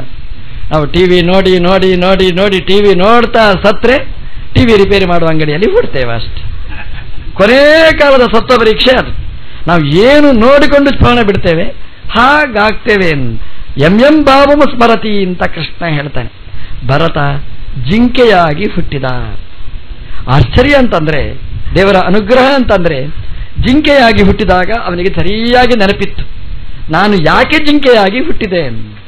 ಹಿಂದಿನ ಜನ್ಮದಲ್ಲಿ ಜಿಂಕೆಯ ಮೇಲೆ ಸ್ನೇಹ ಮಾಡಿ ಪ್ರಾಣ ಬಿಟ್ಟದ್ದಕ್ಕೆ ಜಿಂಕೆಯಾಗಿ ಹುಟ್ಟಿದ್ದೇನೆ. ಹಾಗಾಗಿ ಎಚ್ಚರದಲ್ಲಿ ತಾಯಿಯ ಜೊತೆಗೆ ಸೇರ್ಲಿಕ್ಕಿಲ್ಲ, ತಂದೆಯ ಅಣ್ಣ ತಮ್ಮ ಯಾರ ಜೊತೆಗೂ ಸೇರ್ಲಿಕ್ಕಿಲ್ಲ, ಯಾರು ಬಂದರೂ ಓಡುವುದು. ಇದು ಶಾಲಿಗ್ರಾಮ ತೀರ್ಥ ಗಂಡಕಿ ನದಿಯಲ್ಲಿ ಜಿಂಕೆಯಾಗಿ ಹುಟ್ಟಿದಂತೆ. ಪ್ರಾಣ ಬಿಟ್ಟಿತು. ಒಬ್ಬ ಬ್ರಾಹ್ಮಣನಾಗಿ ಅವನು ಹೇಳ್ದ, ಜಿಂಕೆ ನಾನು ಬ್ರಾಹ್ಮಣನಾಗಬೇಕು, ತಪಸ್ಸು ಮಾಡಬೇಕು, ದೇವರನ್ನು ಒಲಿಸಬೇಕು ಅಂತ. ಕೊನೆಯ ಕಾಲದಲ್ಲಿ ಎಣಿಸಿದ್ದಕ್ಕೆ ಬ್ರಾಹ್ಮಣ ಪ್ರವರನಾಗಿ ಹುಡ್ತಾನೆ. ಒಳ್ಳೆಯ ಮನೆತನ, ಯಾಜ್ಞಿಕ ಮನೆತನ. ಆದರೆ ಇವನಿಗೆ ಸರಿಯಾದ ಕಲ್ಪನೆ, ಜಾತಿ ಕಲ್ಪನೆ ಇದೆ. ನಾನು ಭರತನಾಗಿದ್ದೆ ಗೊತ್ತಿತ್ತು ಅವನಿಗೆ, ಜಿಂಕೆಯಾದೆ ಈ ಕಲ್ಪನೆ ಇತ್ತು. ಹಾಗಾಗಿ ಈ ಜನ್ಮದಲ್ಲಿ ನಾನು ಪರ್ಫೆಕ್ಟ್ ಆಗಬೇಕು, ಯಾರ ಜೊತೆಗೂ ಅಟ್ಯಾಚ್ಮೆಂಟ್ ಇರಬಾರದು. ಇದನ್ನೇ ಆರಂಭದಿಂದ ಅಧ್ಯಯನ ಮಾಡಿದ. ಸಂತತಂ ಚಿಂತೆಯೇನಂತ. ಅಪ್ಪನಿಗೆ ಮಗ ತನ್ನ ಜೊತೆಗೆ ಬರಬೇಕು ಅಂತ ಆಸೆ. ಇವನಿಗೆ ಅಪ್ಪ ಅಂದರೆ ಎಲರ್ಜಿ. ಅಂದರೆ ಭಗವಂತನೇ ಇರುವಾಗ ಅಪ್ಪ ಇವ ಯಾಕೆ? ಹರಿರೇವ ಜಗತ್ ಪಿತೃ ಮಾತೃಗತಿ. ಹಾಗಾಗಿ ತಂದೆಯ ಮೇಲೆ ಪ್ರೀತಿ ಇಲ್ಲ, ತಾಯಿಯ ಮೇಲೆ ಪ್ರೀತಿ ಇಲ್ಲ. ಯಾರೋ ಹೇಳ್ತಾರೆ ಉಪನಯನ ಮಾಡಿ ಚೆನ್ನಾಗಿ ಆಗ್ತಾನೆ, ಜಾತಕ ಬದಲಾವಣೆ ಆಗುತ್ತೆ. ಉಪನಯನ ಮಾಡಿದ, ಜಪ ಮಾಡೋದು ಯಾರು? ಅಪ್ಪನೇ ಮಾಡಬೇಕಷ್ಟೇ. ಅಪ್ಪ ಪಾತ್ರೆ, ಕವಳಿಗೆ ಪಾತ್ರ ಹಿಡ್ಕೊಂಡು ಜಪ ಮಾಡ್ಲಿಕ್ಕೆ ಶುರು ಮಾಡಿದ್ರೆ ಮಗ ಮಾಡು ಅಂದ್ರೆ ಮಾಡ್ತಿದ್ದ. ಅಪ್ಪ ಆಚೆ ಹೋದ್ರೆ ನಿಲ್ಲಿಸ್ತಿದ್ದ. ಇದು ಮಗನ ಕ್ರಮ. ತಂದೆ ಮಾಡಿದ್ರೆ ಮಾಡ್ತಾನೆ. ಜನಿವಾರ ಅದು ಇಷ್ಟೇನಿಲ್ಲ, ಬೇಕು ಅಂತ ಏನಿಲ್ಲ, ಬೇಡ ಅಂತಲೂ ಅದ್ರಲ್ಲಿ ಆಸಕ್ತಿ ಇರಲಿಲ್ಲ. ಕೊನೆಗೆ ಅಪ್ಪ ಇದೇ ಚಿಂತೆಯಲ್ಲಿ ಸತ್ತು ಹೋಗ್ತಾನೆ. ಅಣ್ಣ ತಮ್ಮಂದಿ ರಿಪೇರಿ ಮಾಡಲಿಕ್ಕೆ ನೋಡ್ತಾರೆ, ಆಗುವುದಿಲ್ಲ ಅವರಿಗೆ. ಕೇದಾರೇ ನಿಯುಕ್ತ, ಗದ್ದೆ ಕಾಯ್ಲಿಕ್ಕೆ ಅಂತ ಇಡ್ತಾರೆ, ಅದು ಅರ್ಧಂಬರ್ಧ ಮಾಡಿದ. ಹಾಗಾಗಿ ಅವರೂ ಕೈಬಿಟ್ರು. ಒಂದು ದಿನ ರಾಜನ ಭೃತ್ಯರು ಕರ್ಕೊಂಡು ಹೋದ್ರಂತೆ, ಮೆರವಣಿಗೆಯಲ್ಲಿ ಕರ್ಕೊಂಡು ಹೋದ್ರಂತೆ. ಸ್ನಾನ ಮಾಡಿಸಿ, ಒಳ್ಳೆಯ ಆಭರಣಗಳನ್ನು ತೊಡಿಸಿ, ಒಳ್ಳೆಯ ಬಟ್ಟೆಯನ್ನು ತೊಡಿಸಿ, ಮಾಲೆ ಹಾಕಿ ಅಲಂಕಾರ ಮಾಡಿ ಮೆರವಣಿಗೆಯಲ್ಲಿ ಕರ್ಕೊಂಡು ಹೋದ್ರಂತೆ ಭರತನನ್ನು. ಭರತ ಹೇಳಿದ, ಎಲ್ಲರೂ ಕೈ ಬಿಟ್ರು, ಮೆರವಣಿಗೆಯಲ್ಲಿ ಕರ್ಕೊಂಡು ಹೋಗ್ತಾರೆ ಯಾಕೆ ಅಂತ. ಹೋಗ್ಲಿ, ಕರ್ಕೊಂಡು ಹೋಗ್ಲಿ ಅಂತ ಹೋದ ಅಂತ. ಬೇಕು ಅಂತ ಬಯಸ್ತಿಲ್ಲ. ಯಾಕೆ ಕರ್ಕೊಂಡು ಹೋಗ್ತಾರೆ ಅಂತ ಗೊತ್ತೂ ಇಲ್ಲ, ಕೇಳಬೇಕು ಅಂತ ಚಾಪಲನೂ ಇಲ್ಲ. ಕರ್ಕೊಂಡು ಹೋದ್ರು. ಹೋಗಿ ಒಂದು ಭದ್ರಕಾಳಿಯ ಮುಂದೆ ನಿಲ್ಲಿಸಿದ್ರಂತೆ. ಅದು ಭದ್ರಕಾಳಿ ಉಪಾಸನೆ ಮಾಡುವ ರಾಜನ ಭೃತ್ಯರುಗಳೆಲ್ಲ ಇವರು. ರಾಜ ಭದ್ರಕಾಳಿಯ ಉಪಾಸನೆ ಮಾಡ್ತಿದ್ದಂತೆ. ಯಾಕೆಂದ್ರೆ ಅನಪತ್ಯ ಅಪತ್ಯ ಕಾಮ ಅಂತ. ಅವನಿಗೆ ಮಕ್ಕಳಿರಲಿಲ್ಲ, ಮಗು ಬೇಕು ಅನ್ನುವ ಆಸೆಯಿಂದ. ಯಾರೋ ಹೇಳಿದ್ರಂತೆ ಮಾಂತ್ರಿಕರು, ಜ್ಯೋತಿಷ್ಕರು ಅವನಿಗೆ, ಒಂದು ಪುರುಷನನ್ನು ನೀನು ಬಲಿ ಕೊಟ್ರೆ ನಿನಗೆ ಮಗು ಕೊಡ್ತೇವೆ. ಎಂತಹ ಕ್ರಮ ನೋಡಿ. ನಮ್ಮಲ್ಲಿ ಡಾಕ್ಟರ್ ಮಾಡ್ತಾರೆ ನೋಡಿ, ಒಂದು ಬಾಟ್ಲಿ ರಕ್ತ ಕೊಟ್ಟರೆ 2 ಬಾಟ್ಲಿ ರಕ್ತ ಕೊಡಿ ಅಂತ. ಯಾಕೆ ಸೃಷ್ಟಿ ಮಾಡ್ಲಿಕ್ಕೆ ಆಗೋದಿಲ್ಲ, ರಕ್ತ ಕೊಟ್ರೆ ಕೊಡೋದು ಅಂತ. ಆ ಭದ್ರಕಾಳಿಯ ಕ್ರಮ ನೋಡಿ, ಎಂತಹ ಕ್ರಮ. ಒಂದು ಬಲಿ ಕೊಟ್ರೆ ಒಂದು ಮಗು ಕೊಡ್ತೇನೆ. ಹಾಗಾಗಿ ಆ ವೃಷಳೀಪತಿ ರಾಜ ಅವ ಈ ಬಲಿ ಕೊಡಬೇಕು ಅಂತ ತೀರ್ಮಾನ ಮಾಡಿದ. ಯಾರನ್ನು? ಹೋಗಿ ಹೋಗಿ ಭರತನನ್ನು. ಅವನು ಭೃತ್ಯರು ಕತ್ತಿ ಎತ್ತಿದ್ರು, ಭರತನನ್ನು ತಲೆ ಕತ್ತರಿಸಬೇಕು ಅಂತ ನಿರ್ಧಾರ ಮಾಡ್ತಾರೆ. ಅವನಿಗೇನು ಚಿಂತೆ ಆಗಲಿಲ್ಲ, ನೋಡ್ತಾ ಇದ್ದಾನೆ. ಕತ್ತಿ ಎತ್ತಾರೆ, ಕತ್ತಿಗೆ ಹೊಡಿಲಿಕ್ಕೆ ಬಂದಿದ್ದಾರೆ, ಕತ್ತು ಕತ್ತರಿಸಿ ಕೆಡವಿ ಹಾಕ್ತಾರೆ ಅಂತ ನೋಡ್ತಾನೆ ಇದ್ದಾನೆ. ಏನು ಚಿಂತೆ ಆಗಲಿಲ್ಲ, ಮುಖದಲ್ಲಿ ವಿಕಾರನೇ ಇಲ್ಲ ಅಂತ. ಅಲ್ಲಿ ಸ್ನಾನ ಮಾಡಿಸಿದ್ರು, ವಿಕಾರ ಆಗಲಿಲ್ಲ. ಎಣ್ಣೆ ಹಚ್ಚಿ ಏನು ವಿಕಾರ ಆಗಲಿಲ್ಲ. ಬಟ್ಟೆ ಉಡಿಸಿದ್ರು, ಏನು ಖುಷಿ ಆಗಲಿಲ್ಲ. ಮಾಲೆ ಹಾಕಿದ್ರು ವಿಕಾರನೇ ಆಗಲಿಲ್ಲ. ಪರಿಮಳ ದ್ರವ್ಯ ಸೆಂಟು ಪರ್ಸೆಂಟ್ ಎಲ್ಲ ಹಚ್ಚಿದ್ರು, ಏನೂ ಆಗಲಿಲ್ಲ. ಮೆರವಣಿಗೆಯಲ್ಲಿ ವಾದ್ಯ ಭಜಂತ್ರಿ ಏನೂ ಆಗಲಿಲ್ಲ. ಕತ್ತಿ ಎತ್ತಿ ಕಡಿಲಿಕ್ಕೆ ಅಂತ ತಯಾರಾದರು, ಏನೂ ವಿಕಾರ ಆಗಲಿಲ್ಲ. ಹೊಗಳಿದ್ರು ಅಷ್ಟೇ, ತೆಗಳಿದ್ರು ಅಷ್ಟೇ. ಅವನನ್ನು ಮೆರವಣಿಗೆ ಮಾಡಿಸಿದ್ರು ಅಷ್ಟೇ, ಕೊಲ್ಲಿಕ್ಕೆ ತಯಾರು ಮಾಡಿದ್ರು ಅಷ್ಟೇ. ಒಂದೇ ಏಕ ಪ್ರಕಾರವಾಗಿದ್ದ, ನಿರ್ವಿಕಾರನಾಗಿದ್ದ. ಇದು ಒಬ್ಬ ಅವಧೂತ ಹೇಗಿರಬೇಕು ಅನ್ನೋದಕ್ಕೆ ಒಂದು ನಿದರ್ಶನ. ಆ ಭದ್ರಕಾಳಿಯ ಭಕ್ತರು ಕತ್ತಿಯನ್ನು ಎತ್ತಿ ಅವನ ಕತ್ತು ಕತ್ತರಿಸಬೇಕು ಅಂತ ಹುನ್ನಾರ ಮಾಡಿದರೆ ಕಲ್ಲಿನಿಂದ ಭದ್ರಕಾಳಿ ಬಂದು ಅವರ ಕೈಯಿಂದ ಖಡ್ಗವನ್ನು ಕಿತ್ತುಕೊಂಡು ಇವರನ್ನೇ ಕೊಲ್ಲಬೇಕು ಅಂತ ತೀರ್ಮಾನ ಮಾಡ್ತಾರೆ ಅಂತೆ. ಅಂದ್ರೆ ಭರತನನ್ನು ಕೊಲ್ಲಬೇಕು ಅಂತ ತೀರ್ಮಾನ ಮಾಡಿದ್ರೆ ಅದನ್ನು ಬಿಟ್ಟು ಈ ರಾಜನನ್ನು ರಾಜನ ಪರಿವಾರ ಎಲ್ಲರ ಕತ್ತು ಕತ್ತರಿಸಿ ಹಾಕಿದ್ರಂತೆ. ಇದು ಭಾಗವತ ನಮಗೆ ತಿಳಿಸಿಕೊಡುವಂತಹದ್ದು. ಭಗವದ್ಭಕ್ತರಿಗೆ ವಿರೋಧ ಮಾಡಲಿಕ್ಕೆ ಹೋಗಬೇಡಿ. ಭಗವದ್ಭಕ್ತರ ತಲೆ ಕತ್ತರಿಸಬೇಕು. ತಲೆ ಕತ್ತರಿಸುವುದಂದ್ರೆ ಏನು? ಅವರಿಗೆ ಏನು ಸಿಗಬೇಕೋ ಅದು ಸಿಗದಿದ್ದಾಗೆ ಮಾಡಬೇಕು ಅನ್ನುವ ಹುನ್ನಾರ ಮಾಡಬೇಡಿ. ದೇವರ ಭಕ್ತರಿಗೆ ದ್ರೋಹ ಮಾಡಲಿಕ್ಕೆ ಹೋಗಬೇಡಿ. ನಿಮಗೆ ಮಗು ಬೇಕು ಅಂತ ಇನ್ನೊಬ್ಬರ ತಲೆ ಕಡಿಲಿಕ್ಕೆ ಹೋಗಬೇಡಿ. ನೀವು ದೇವರಲ್ಲಿ ಪ್ರಾರ್ಥನೆ ಮಾಡಿ, ಭಗವಂತ ನಿಮಗೆ ಯೋಗ್ಯತೆ ಇದ್ದರೆ ಕರುಣಿಸ್ತಾನೆ, ಅಷ್ಟು ಸಾಕು ನಮಗೆ. ದೇವರಲ್ಲಿ ಪ್ರಾರ್ಥನೆ ಮಾಡಿದರೆ ಕೊಡ್ತಾನೆ. ಇನ್ನೊಬ್ಬರ ತಲೆ ಕತ್ತರಿಸಿದ್ರೇ ಕೊಡಬೇಕು ಅನ್ನುವಂತಹದ್ದು ದೇವರದ್ದು ನಿಯಮ ಅಲ್ಲ, ಯಾವ ಭದ್ರಕಾಳಿಯ ನಿಯಮನೂ ಅಲ್ಲ. ಯಾಕಂದ್ರೆ ವೈಷ್ಣವಾಗ್ರಣಿ ಈ ಬ್ರಾಹ್ಮಣ ಜಡಭರತ ಇವನನ್ನು ಕೊಲ್ಲಬೇಕು ಅಂತ ಭದ್ರಕಾಳಿ ಹೇಗೆ ಅಪೇಕ್ಷೆ ಪಡಲಿಕ್ಕೆ ಸಾಧ್ಯ? ಹಾಗಾಗಿ ಭದ್ರಕಾಳಿ ಆಲೋಚನೆ ಮಾಡಲೇ ಇಲ್ಲ. ಅವಳು ಭದ್ರ, ಅವಳು ಕಾಳಿ. ಭದ್ರ ಅಂದ್ರೆ ಮಂಗಲ ದೇವತೆ, ಅವಳು ಸುಭದ್ರ ದೇವತೆ. ಅವಳು ಕಾಳಿ ಅಂದ್ರೆ ಕಾಲಿ ಮಾಡುವವಳಲ್ಲ, ಅವಳು ಕಲಯತೀತಿ ಕಾಳಿ, ಒಳ್ಳೆದ್ದನ್ನು ಒಳ್ಳೆಯವರ ಜೊತೆಗೆ ಕೂಡಿಸುವವಳು. ಹಾಗಾಗಿ ಭದ್ರಂ ಕಲಯತಿ, ಯಾವುದು ಒಳ್ಳೆದೋ ಅದನ್ನು ಒಳ್ಳೆಯವರಿಗೆ ಕೂಡಿಸಿಕೊಡುವವಳು ಭದ್ರಕಾಳಿ. ಹಾಗಾಗಿ ಆ ಶೂದ್ರ ಒಬ್ಬ ರಾಜ ತನಗೆ ಮಗು ಬೇಕು ಅನ್ನುವ ಆಸೆಯಿಂದ ಈ ಒಬ್ಬ ಜ್ಞಾನಿಯನ್ನು ಅವಧೂತನನ್ನು ತಲೆಕಡಿಯುವ ತೀರ್ಮಾನಕ್ಕೆ ಬಂದರೆ ಆ ಭದ್ರಕಾಳಿ ಈ ದೇವರ ಭಕ್ತಾಗ್ರೇಸರನಾದ ನಿಷ್ಕಾಮ ಭಕ್ತನಾದ ಈ ಜಡಭರತನ ತಲೆ ಕತ್ತರಿಸಲಿಲ್ಲ, ತಲೆ ಉಳಿಸಿದ್ಲು. ತಲೆ ಕತ್ತರಿಸಬೇಕು ಅಂತ ಯಾರು ಹೊರಟರು ಅವರ ತಲೆಯನ್ನು ಚೆಂಡಾಡಿದ್ಲು. ಇದು ಭದ್ರಕಾಳಿಯ ಕಥೆ. ಹಾಗಾಗಿ ಕಾಳಿಗೆ ಬಲಿ ಕೊಡಬೇಕು ಅಂತ ಯಾರ್ಯಾರನ್ನೋ ಬಲಿ ಕೊಡಲಿಕ್ಕೆ ಹೋಗಬೇಡಿ. ಏನು ಬಲಿ ಕೊಡಬೇಕು ಗೊತ್ತೋ? ಜಡಭರತನ ಹಾಗೆ ತಮ್ಮ ಒಳಗಿರತಕ್ಕ ದುರ್ಗುಣಗಳ ಬಲಿಯನ್ನು ಕೊಡಿ, ದುರಾಲೋಚನೆಯ ಬಲಿಯನ್ನು ಕೊಡಿ, ಕೆಟ್ಟ ಕಾಮನೆಗಳ ಬಲಿಯನ್ನು ಕೊಡಿ. ಅವನು ನಿಷ್ಕಾಮ ಭಕ್ತನಾಗಿದ್ದ. ಹಾಗಾಗಿ ಆ ಒಳಗಿನ ಅಂತರಂಗದ ಎಲ್ಲ ಕಶ್ಮಲಗಳೇನಿತ್ತು ಅದನ್ನೆಲ್ಲ ಪರಿಧಾನ ಮಾಡಿದ. ಭದ್ರಕಾಳಿಗೆ ಅದು ಇಷ್ಟ ಆಯಿತು. ಹಾಗಾಗಿ ಅವನನ್ನು ರಕ್ಷಣೆ ಮಾಡಿದ್ದಂತೆ. ನೀವು ಪೂಜೆ ಮಾಡಬೇಕು, ಅವಳಿಗೆ ತೃಪ್ತಿ ಆಗ್ತದೆ, ಅದು ಆಸೆನೇ ತಪ್ಪು. ಆದ್ದರಿಂದ ಒಳಗಿನ ಬಲಿ ಮುಖ್ಯ ಹೊರತು ಹೊರಗಿನ ಬಲಿ ಅಲ್ಲ. ಒಳಗಿನ ಪೂಜೆ ಬಹಳ ಮುಖ್ಯವಾದ್ದು. ಹಾಗಾಗಿ ಜಡಭರತ ಉಳಿದ. ಆದರೆ ಜಡಭರತನಿಗೇನು ಖುಷಿಯೂ ಆಗಲಿಲ್ಲ ಅಂತೆ. ಅಮ್ಮ ಭದ್ರಕಾಳಿ ನನ್ನ ಬದುಕು ಉಳಿಸಿದಿ, ನಿನಗೆ ಹಾಲಭಿಷೇಕ ಮಾಡ್ತೇನೆ, ಏನಿಲ್ಲ ನಿರ್ಬೇಕು ಹೊರಟೆ ಹೋದ. ಅದು ಸತ್ರು ಅಷ್ಟೇ, ಬದುಕಿದ್ರೂ ಅಷ್ಟೇ. ಯಾಕೆಂತಂದ್ರೆ ಈ ದೇಹದ ಮೇಲೆ ಅವನಿಗೆ ಅಭಿಮಾನ ಇರಲಿಲ್ಲ. ಈ ದೇಹ ಪರ್ಮನೆಂಟ್ ಅಂತ ಬಯಸಿದವ ಅಲ್ಲ. ಈ ದೇಹವನ್ನು ಅವನು ಪ್ರತ್ಯೇಕವಾಗಿ ತೆಗೆದಿಡ್ತಿದ್ದಂತೆ. ಹೇಗೆ ನಾವು ಅಂಗಿ ಬನಿಯನ್ನು ಹಾಕೊಂಡ್ರೆ ಅದನ್ನು ತೆಗೆದು ನಾವು ಇಡ್ತೇವೆ, ಅಂದ್ರೆ ಇದು ಸಪರೇಟ್ ಅಂತ ನಾವು ಚಿಂತನೆ ಮಾಡ್ತೇವೆ. ಆ ಜಡಭರತನಿಗೆ ಹೇಗಿತ್ತು ಅಂದ್ರೆ ಈ ದೇಹ ನಾನು ಅಲ್ಲ ಅನ್ನುವ ಎಚ್ಚರ ಅವನಿಗಿತ್ತು. ಹಾಗಾಗಿ ದೇಹವನ್ನು ಪ್ರತ್ಯೇಕವಾಗಿ ಇಟ್ಟಿದ್ದ. ನಾನು ಅಂತ ಭ್ರಮೆ ಇಲ್ಲ, ಅದನ್ನು ಪ್ರತ್ಯೇಕವಾಗಿ ಇಟ್ಟಿದ್ದ. ಅದಕ್ಕೆ ಜಡಭರತ ಅಂತ ಕರೆಯಿತು. ಜಡಭರತ ಅಂದ್ರೆ ಏನು ಗೊತ್ತು? ಜಡದನ್ನು ಜಡ ಅಂತ ತಿಳ್ಕೊಂಡವ, ದೇವರನ್ನುಂಡಿ ಭಕ್ತಿಯಿಂದ ಭರಿತನಾದವ. ಅದಕ್ಕೆ ಜಡಭರತ ಅಂತ. ನಾವೆಲ್ಲ ಹೇಗೆ? ನಾವು ಒಂದು ಜಡಭರತರು. ನಾವು ಜಡದಲ್ಲಿ ಭಕ್ತಿ ಭರಿತರು. ನಾವು ದೇವರಲ್ಲಿ ನಾವು ಜಡರು.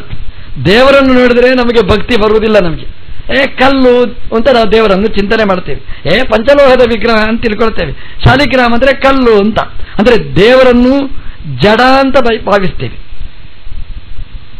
ಈ ದೇಹ ಜಡ, ಇದನ್ನು ಚೇತನ ನಾನು ಅಂತ ಭ್ರಮಿಸ್ತೇವೆ. ನಮ್ದು ಜಡಭರತ ಅಂದ್ರೆ ತಿರುಗುಮುರುಗು. ಆ ಭರತ ಈ ಜಡವಾದ ದೇಹ ನಾನಲ್ಲ ಅಂತ ಜಡ ಅಂತ ತಿಳ್ಕೊಳ್ತಾನೆ. ದೇವರಲ್ಲಿ ಭಾರೀ ಭಕ್ತಿಯಿಂದ ಭರಿತನಾಗಿದ್ದ ಭರತನಾದ. ನಾವು ಹಾಗೆ ಜಡಭರತರಾಗಬೇಕು ಹೊರತು ಜಡದಲ್ಲಿ ಭರಿತರಾಗಬಾರದು, ಭಕ್ತಿ ಭರಿತರಾಗಬಾರದು ಅನ್ನೋದನ್ನು ಭಾಗವತ ನಮಗೆ ತೋರಿಸಿಕೊಡ್ತದೆ. ಹಾಗಾಗಿ ಭದ್ರಕಾಳಿ ಉಳಿಸಿದ್ಲು ಅಂತ ಭದ್ರಕಾಳಿಯ ಮೇಲೆ ಮಮತೆ ಅಲ್ಲ. ಯಾಕೆಂದ್ರೆ ಇದು ಉಳಿದ್ರು ಅಷ್ಟೇ, ಹೋದ್ರೂ ಅಷ್ಟೇ. ನೋಡಿ, ಇವನು ಅಂಗಿ ತಗೊಳ್ತೇವೆ, ಯಾರೋ ಅದಕ್ಕೆ ಬೆಂಕಿ ಹಿಡಿಯಿತು, ನಮ್ಗೇನು ಬೇಸರ ಆಗುತ್ತೆ, ಇದು ಹೊಸ ಅಂಗಿ ತಂದ್ರೆ ಸರಿ ದೀಪಾವಳಿಗೆ ಅಂತ ಹೇಳ್ತೇವೆ ನಾವು. ಹಾಗೆ ಜಡಭರತನಿಗೆ ಹೋದ್ರೆ ಒಳ್ಳೆದಾಯಿತು, ಹೋಗ್ಲಿ ಬಿಡಿ ಅಂತ ಆಲೋಚನೆ ಮಾಡಿದವ. ಭಾಗವತ ನಮಗಿದನ್ನು ಸ್ಪಷ್ಟವಾಗಿ ತಿಳಿಸ್ತದೆ. ಜಡಭರತನ 3 ಜನ್ಮದ ಪರಿಚಯ ನಮಗೆ ಮಾಡಿಸಿಕೊಟ್ಟು, ಅದು ಒಂದೇ ಆತ್ಮ, ಅವರಿಗೆ 3 ದೇಹ, ಅಂದ್ರೆ ಆತ್ಮ ಬೇರೆ ದೇಹ ಬೇರೆ ಅನ್ನುವ ಚಿಂತನೆಯನ್ನು ಭಾಗವತ ನಮಗೆ ಬಹಳ ಸುಂದರವಾಗಿ ನೀಡಿ, ಜಡಭರತ ಇಕ್ಷುವತಿ ನದಿಯ ತೀರದಲ್ಲಿ ಸಂಚಾರ ಮಾಡ್ತಾ ಇದ್ದಂತೆ. ಅಲ್ಲಿಗೆ ಒಬ್ಬ ರಾಜ ಬಂದ, ರಹುಗಣ ಅಂತ ಒಬ್ಬ ರಾಜ. ಅವನು ಅಧ್ಯಯನ ಮಾಡಲಿಕ್ಕೆ ಹೋಗುದು, ಕಪಿಲ ಆಶ್ರಮಕ್ಕೆ ಹೋಗ್ತಿದ್ದ. ಹೇಗೆ ಹೋಗ್ತಿದ್ದ ಅಂದ್ರೆ ಮೇನೆಯ ಮೇಲೆ ಕೂತ್ಕೊಂಡು ಪಲ್ಲಕ್ಕಿಯನ್ನು ಹೊರಿಸಿಕೊಂಡು ಸಾಕ್ತಿದ್ದ ಅಂತ. ನಮ್ಮ ಜಡಭರತರು ಅಲ್ಲೇ ಇದ್ರು, ಆ ಪಲ್ಲಕ್ಕಿ ಹೊರತಾ ಇದ್ರು ಜನ. ಅವತ್ತು ಪಲ್ಲಕ್ಕಿ ಹೊರಲಿಕ್ಕೆ ಒಬ್ಬ ಜನ ಕಡಿಮೆ ಆಗಿತ್ತು.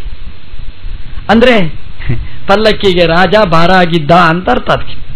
ಹಾಗಾಗಿ ಆ ಪಲ್ಲಕ್ಕಿಗೆ ಹೊರಲಿಕ್ಕೆ ಯಾರಾದರೂ ಒಬ್ರು ಬೇಕು ಅಂತ ಹುಡುಕಿದ್ರು. ಯಾರು ಸಿಗ್ತಾರೆ? ಈ ದಷ್ಟಪುಷ್ಟ ಕಾಯದ ಜಡಭರತ ಸಿಕ್ಕಿದ. ಅವನು ಏನು ತಿನ್ನುವವ ಅಲ್ಲ, ಆರಾಮವಾಗಿ ಪುಷ್ಟನಾಗಿದ್ದ. ಎಲ್ಲ ತಿಂತೇವೆ, ಬಡಕಲು ದೇಹ. ತಿನ್ನುವುದರಿಂದ ಬೆಳೆಯುವುದಲ್ಲ, ಅದು ಯೋಗದಿಂದ ಬೆಳವಣಿಗೆ. ಅದಕ್ಕೆ ಉದಾಹರಣೆ ಜಡಭರತ. ಆಹಾರದಿಂದ ದಷ್ಟಪುಷ್ಟನಾದದ್ದಲ್ಲ, ಪೀನನಾದವ, ಒಳ್ಳೆಯ ಅವಯವ ಸಂಪನ್ನವಾದ ದೇಹ. ಅದು ಹೇಗೆ? ಯೋಗ ಸಮೃದ್ಧಿಯ ದೇಹ ಅದು. ಹಾಗಾಗಿ ಆ ಪುಷ್ಟವಾದ ದೇಹವನ್ನು ನೋಡಿ ಆ ಬಿಟ್ಟಿ ಜನ ಹೇಳಿದ್ರಂತೆ ಅವನತ್ರ, ಈ ರಾಜನ ಪಲ್ಲಕ್ಕಿ ಮೇನೆ ಹೊರಲಿಕ್ಕೆ ಒಬ್ಬ ಕಡಿಮೆ ಆಗಿದ್ದಾನೆ, ನೀವು ಯಾರಾದರೂ ಬರ್ತೀರಾ ಅಂತ. ನೀನು ಬಾ ಅಂತ. ಆಯಿತು ಅಂತ ಪಲ್ಲಕ್ಕಿಗೆ ಹೆಗಲು ಕೊಡ್ತಾನೆ. ಪಲ್ಲಕ್ಕಿಯನ್ನು ಹೊತ್ತುಕೊಂಡು ಹೊರಡ್ತಾನೆ. ಪಲ್ಲಕ್ಕಿ ಸಾಕ್ತದೆ, ಮುಂದೆ ಸಾಕ್ತದೆ. ಏನು 1 ಹೆಜ್ಜೆ ಮುಂದೆ ಹೋಗಲಿಲ್ಲ, ಪಲ್ಲಕ್ಕಿ ಅಲ್ಲಾಡ್ಲಿಕ್ಕೆ ಪ್ರಾರಂಭ ಆಯಿತು. ಪಲ್ಲಕ್ಕಿ ಅಲ್ಲಾಡಿತಂದ್ರೆ ಪಲ್ಲಕ್ಕಿಯ ಒಳಗೆ ಕೂತಿರ್ತಕ್ಕಂಥ ರಹುಗಣ ಅಲ್ಲಾಡಿದ. ಆ ಕಷ್ಟ ನಿಮ್ಗೆ ಗೊತ್ತಿಲ್ಲ, ಪಲ್ಲಕ್ಕಿಯಲ್ಲಿ ಕೂಡುವಂತಹದ್ದು ನಮಗೆ ಗೊತ್ತಿತ್ತು. ಸದ್ಯಕ್ಕೇನಿಲ್ಲ ಬಿಡಿ, ಹಿಂದೆ ಎಲ್ಲ ಇತ್ತು. ಆ ಪಲ್ಲಕ್ಕಿಯಲ್ಲಿ ಬೆಳಗಿನ 4 ಗಂಟೆಗೆ ಕೂಡಬೇಕು ನೋಡಿ. ಆ ಹೊರುವವರು ಇರ್ತಾರೆ ನೋಡಿ, ಅವರೂ ತೂಕಡಿಸ್ತಾ ಇರ್ತಾರೆ, ಪಲ್ಲಕ್ಕಿ ಅಲ್ಲಾಡ್ತಾ ಇರ್ತದೆ. ಕೂತ ಸ್ವಾಮಿಗಳಿಗೆ ಕೃಷ್ಣ ಬಿಟ್ಟರೆ ಮತ್ತೆ ಯಾರೂ ಕಾಣಿಸ್ತೇ ಇರ್ತಿಲ್ಲ. ಯಾಕಂದ್ರೆ ಎಲ್ಲಾದರೂ ಬಿದ್ರೆ ಅಂತ. ಪಲ್ಲಕ್ಕಿಯಲ್ಲಿ ಕೂತವರ ಹತ್ರ ಕೇಳಿ, ಪಲ್ಲಕ್ಕಿಯಲ್ಲಿ ಕೂಡುದು ಎಷ್ಟು ಕಷ್ಟ ಅಂತ. ಜಡಭರತ ಹೊತ್ತ ಪಲ್ಲಕ್ಕಿಯಲ್ಲಿ ಕೂತ ರಹುಗಣನ ಸ್ಥಿತಿಯಾಗಿರಬಹುದು ಅಂತ. ಅಂದ್ರೆ ಪಲ್ಲಕ್ಕಿ ಅಲ್ಲಾಡ್ಲಿಕ್ಕೆ ಪ್ರಾರಂಭ ಆಯಿತು. ಅವನು ಕೂತವನು ಅಲ್ಲಾಡ್ಲಿಕ್ಕೆ ಪ್ರಾರಂಭ ಆದ. ಕೇಳ್ತಾನೆ, ಯಾಕೆ ಪಲ್ಲಕ್ಕಿ ಅಲ್ಲಾಡ್ತದೆ ಅಂತ. ಸಾಮಾನ್ಯವಾಗಿ ನಾವು ಮಾಡಿದ ತಪ್ಪನ್ನು ಇನ್ನೊಬ್ಬರ ಮೇಲೆ ಹೊರಿಸುವಂತಹದ್ದು ಸಹಜ. ಹಾಗಾಗಿ ಹೊಸಬನ ಮೇಲೆ ಹಾಕಿದ್ರು. ಯಾಕೆಂದ್ರೆ ಹೇಗಿದ್ರು ಅವನು ಮೂಕ, ಮಾತಾಡೋದಿಲ್ಲ ಅಂತ ಅವನ ಮೇಲೆ ಹಾಕಿದ್ರು. ಪಲ್ಲಕ್ಕಿ ಮುಂದೆ ಹೋಯಿತು, ಮತ್ತೆ ಅಲ್ಲಾಡ್ಲಿಕ್ಕೆ ಪ್ರಾರಂಭ ಆಯ್ತು. ಸ್ವಲ್ಪ ಜಾಸ್ತಿಯೇ ಅಲ್ಲಾಡ್ಲಿಕ್ಕೆ ಪ್ರಾರಂಭ ಆಯಿತು. ಇವಾಗ ಕೇಳ್ತಾನೆ ರಾಜ, ದೊಡ್ಡ ಚಿಂತನೆ ಇದೆ ಅಲ್ಲಿ, ಭಾರಿ ಮಾತು ಕೇಳ್ತಾನೆ. ನೋಡು ಪಾಪ, ಬಡಕಲು ದೇಹ, ಹೊರಲಿಕ್ಕಾಗುವುದಿಲ್ಲ, ತುಂಬ ಕ್ಷೀಣ ಶಕ್ತಿ ನಿನಗೆ, ಪಲ್ಲಕ್ಕಿ ಹೊರಲಿಕ್ಕಾಗುವುದಿಲ್ಲ, ಅಯ್ಯೋ ಪಾಪ ಅಂತ ಹೇಳ್ತಾನೆ. ಇದೆಲ್ಲ ವಿರುದ್ಧಾರ್ಥಕ. ಅಂದ್ರೆ ಬಡಕಲು ದೇಹ, ಪುಷ್ಟನಾಗಿದ್ದಿ, ಹೊರಲಿಕ್ಕೆ ಯಾಕಾಗುವುದಿಲ್ಲ ಅಂತ ಅದರಲ್ಲಿ ಧ್ವನಿ ತುಂಬಿಕೊಂಡಿತ್ತು. ಮಾತಾಡುವುದಿಲ್ಲ ಜಡಭರತ. ಪಲ್ಲಕ್ಕಿ ಮುಂದೆ ಹೋಯಿತು, ಇನ್ನೂ ಜಾಸ್ತಿ ಅಲ್ಲಾಡಲಿಕ್ಕೆ ಪ್ರಾರಂಭ ಆಯಿತು. ಅದು ಅಲ್ಲಾಡಿದ್ದು ಯಾಕೆ ಅಂತಂದ್ರೆ ರಸ್ತೆ ಸರಿ ಇರಲಿಲ್ಲ. ರಸ್ತೆಯಲ್ಲಿ ಕಾಲಿಡುವಾಗ ಪಲ್ಲಕ್ಕಿ ಅಲ್ಲಾಡಿರ್ಬೋದು, ಅಥವಾ ಜಡಭರತ ಕಾಲಿಡುವಾಗ ಅಲ್ಲೆಲ್ಲ ಪ್ರಾಣಿಗಳು ಕಾಣಿಸ್ತಿತ್ತು. ಕಾಲು ಇಡಬೇಕು, ಪ್ರಾಣಿ ಸಾಯ್ತದೆ, ಅದನ್ನು ಬದುಕಿಸಬೇಕು, ಅಲ್ಲಿಂದ ಕಾಲು ತೆಗೆದು ಇಡಬೇಕು, ಮತ್ತೊಂದು ಪ್ರಾಣಿ ಕಾಣಿಸಬೇಕು. ಹಾಗಾಗಿ ಅಲ್ಲಿ ಕಾಲಿಡ್ಲಿಕ್ಕೆ ಜಾಗ ಇಲ್ಲ, ಬ್ಯಾಲೆನ್ಸ್ ಆಗಲಿಲ್ಲ.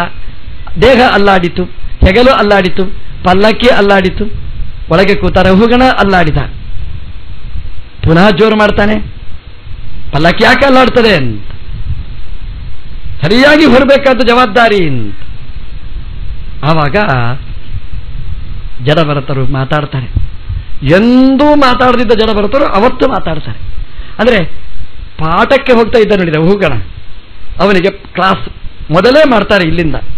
ಅವರು ಹೇಳ್ತಾರೆ, ಕಾರ್ಶ್ಯ ಅಥವಾ ಆದಿ ವ್ಯಾಧಿ ಇದೆಲ್ಲ ನನಗಲ್ಲ. ಇದು ಯಾರಿಗೆ? ಅದು ದೇಹೇನ ಜಾತಸ್ಯ, ನನಗಲ್ಲ. ದೇಹದಲ್ಲಿ ಅಭಿಮಾನ ಇದ್ದವನಿಗೆ ಮಾತ್ರ ಹೊರತು ಇದು ಯಾರಿಗೂ ಅಲ್ಲ.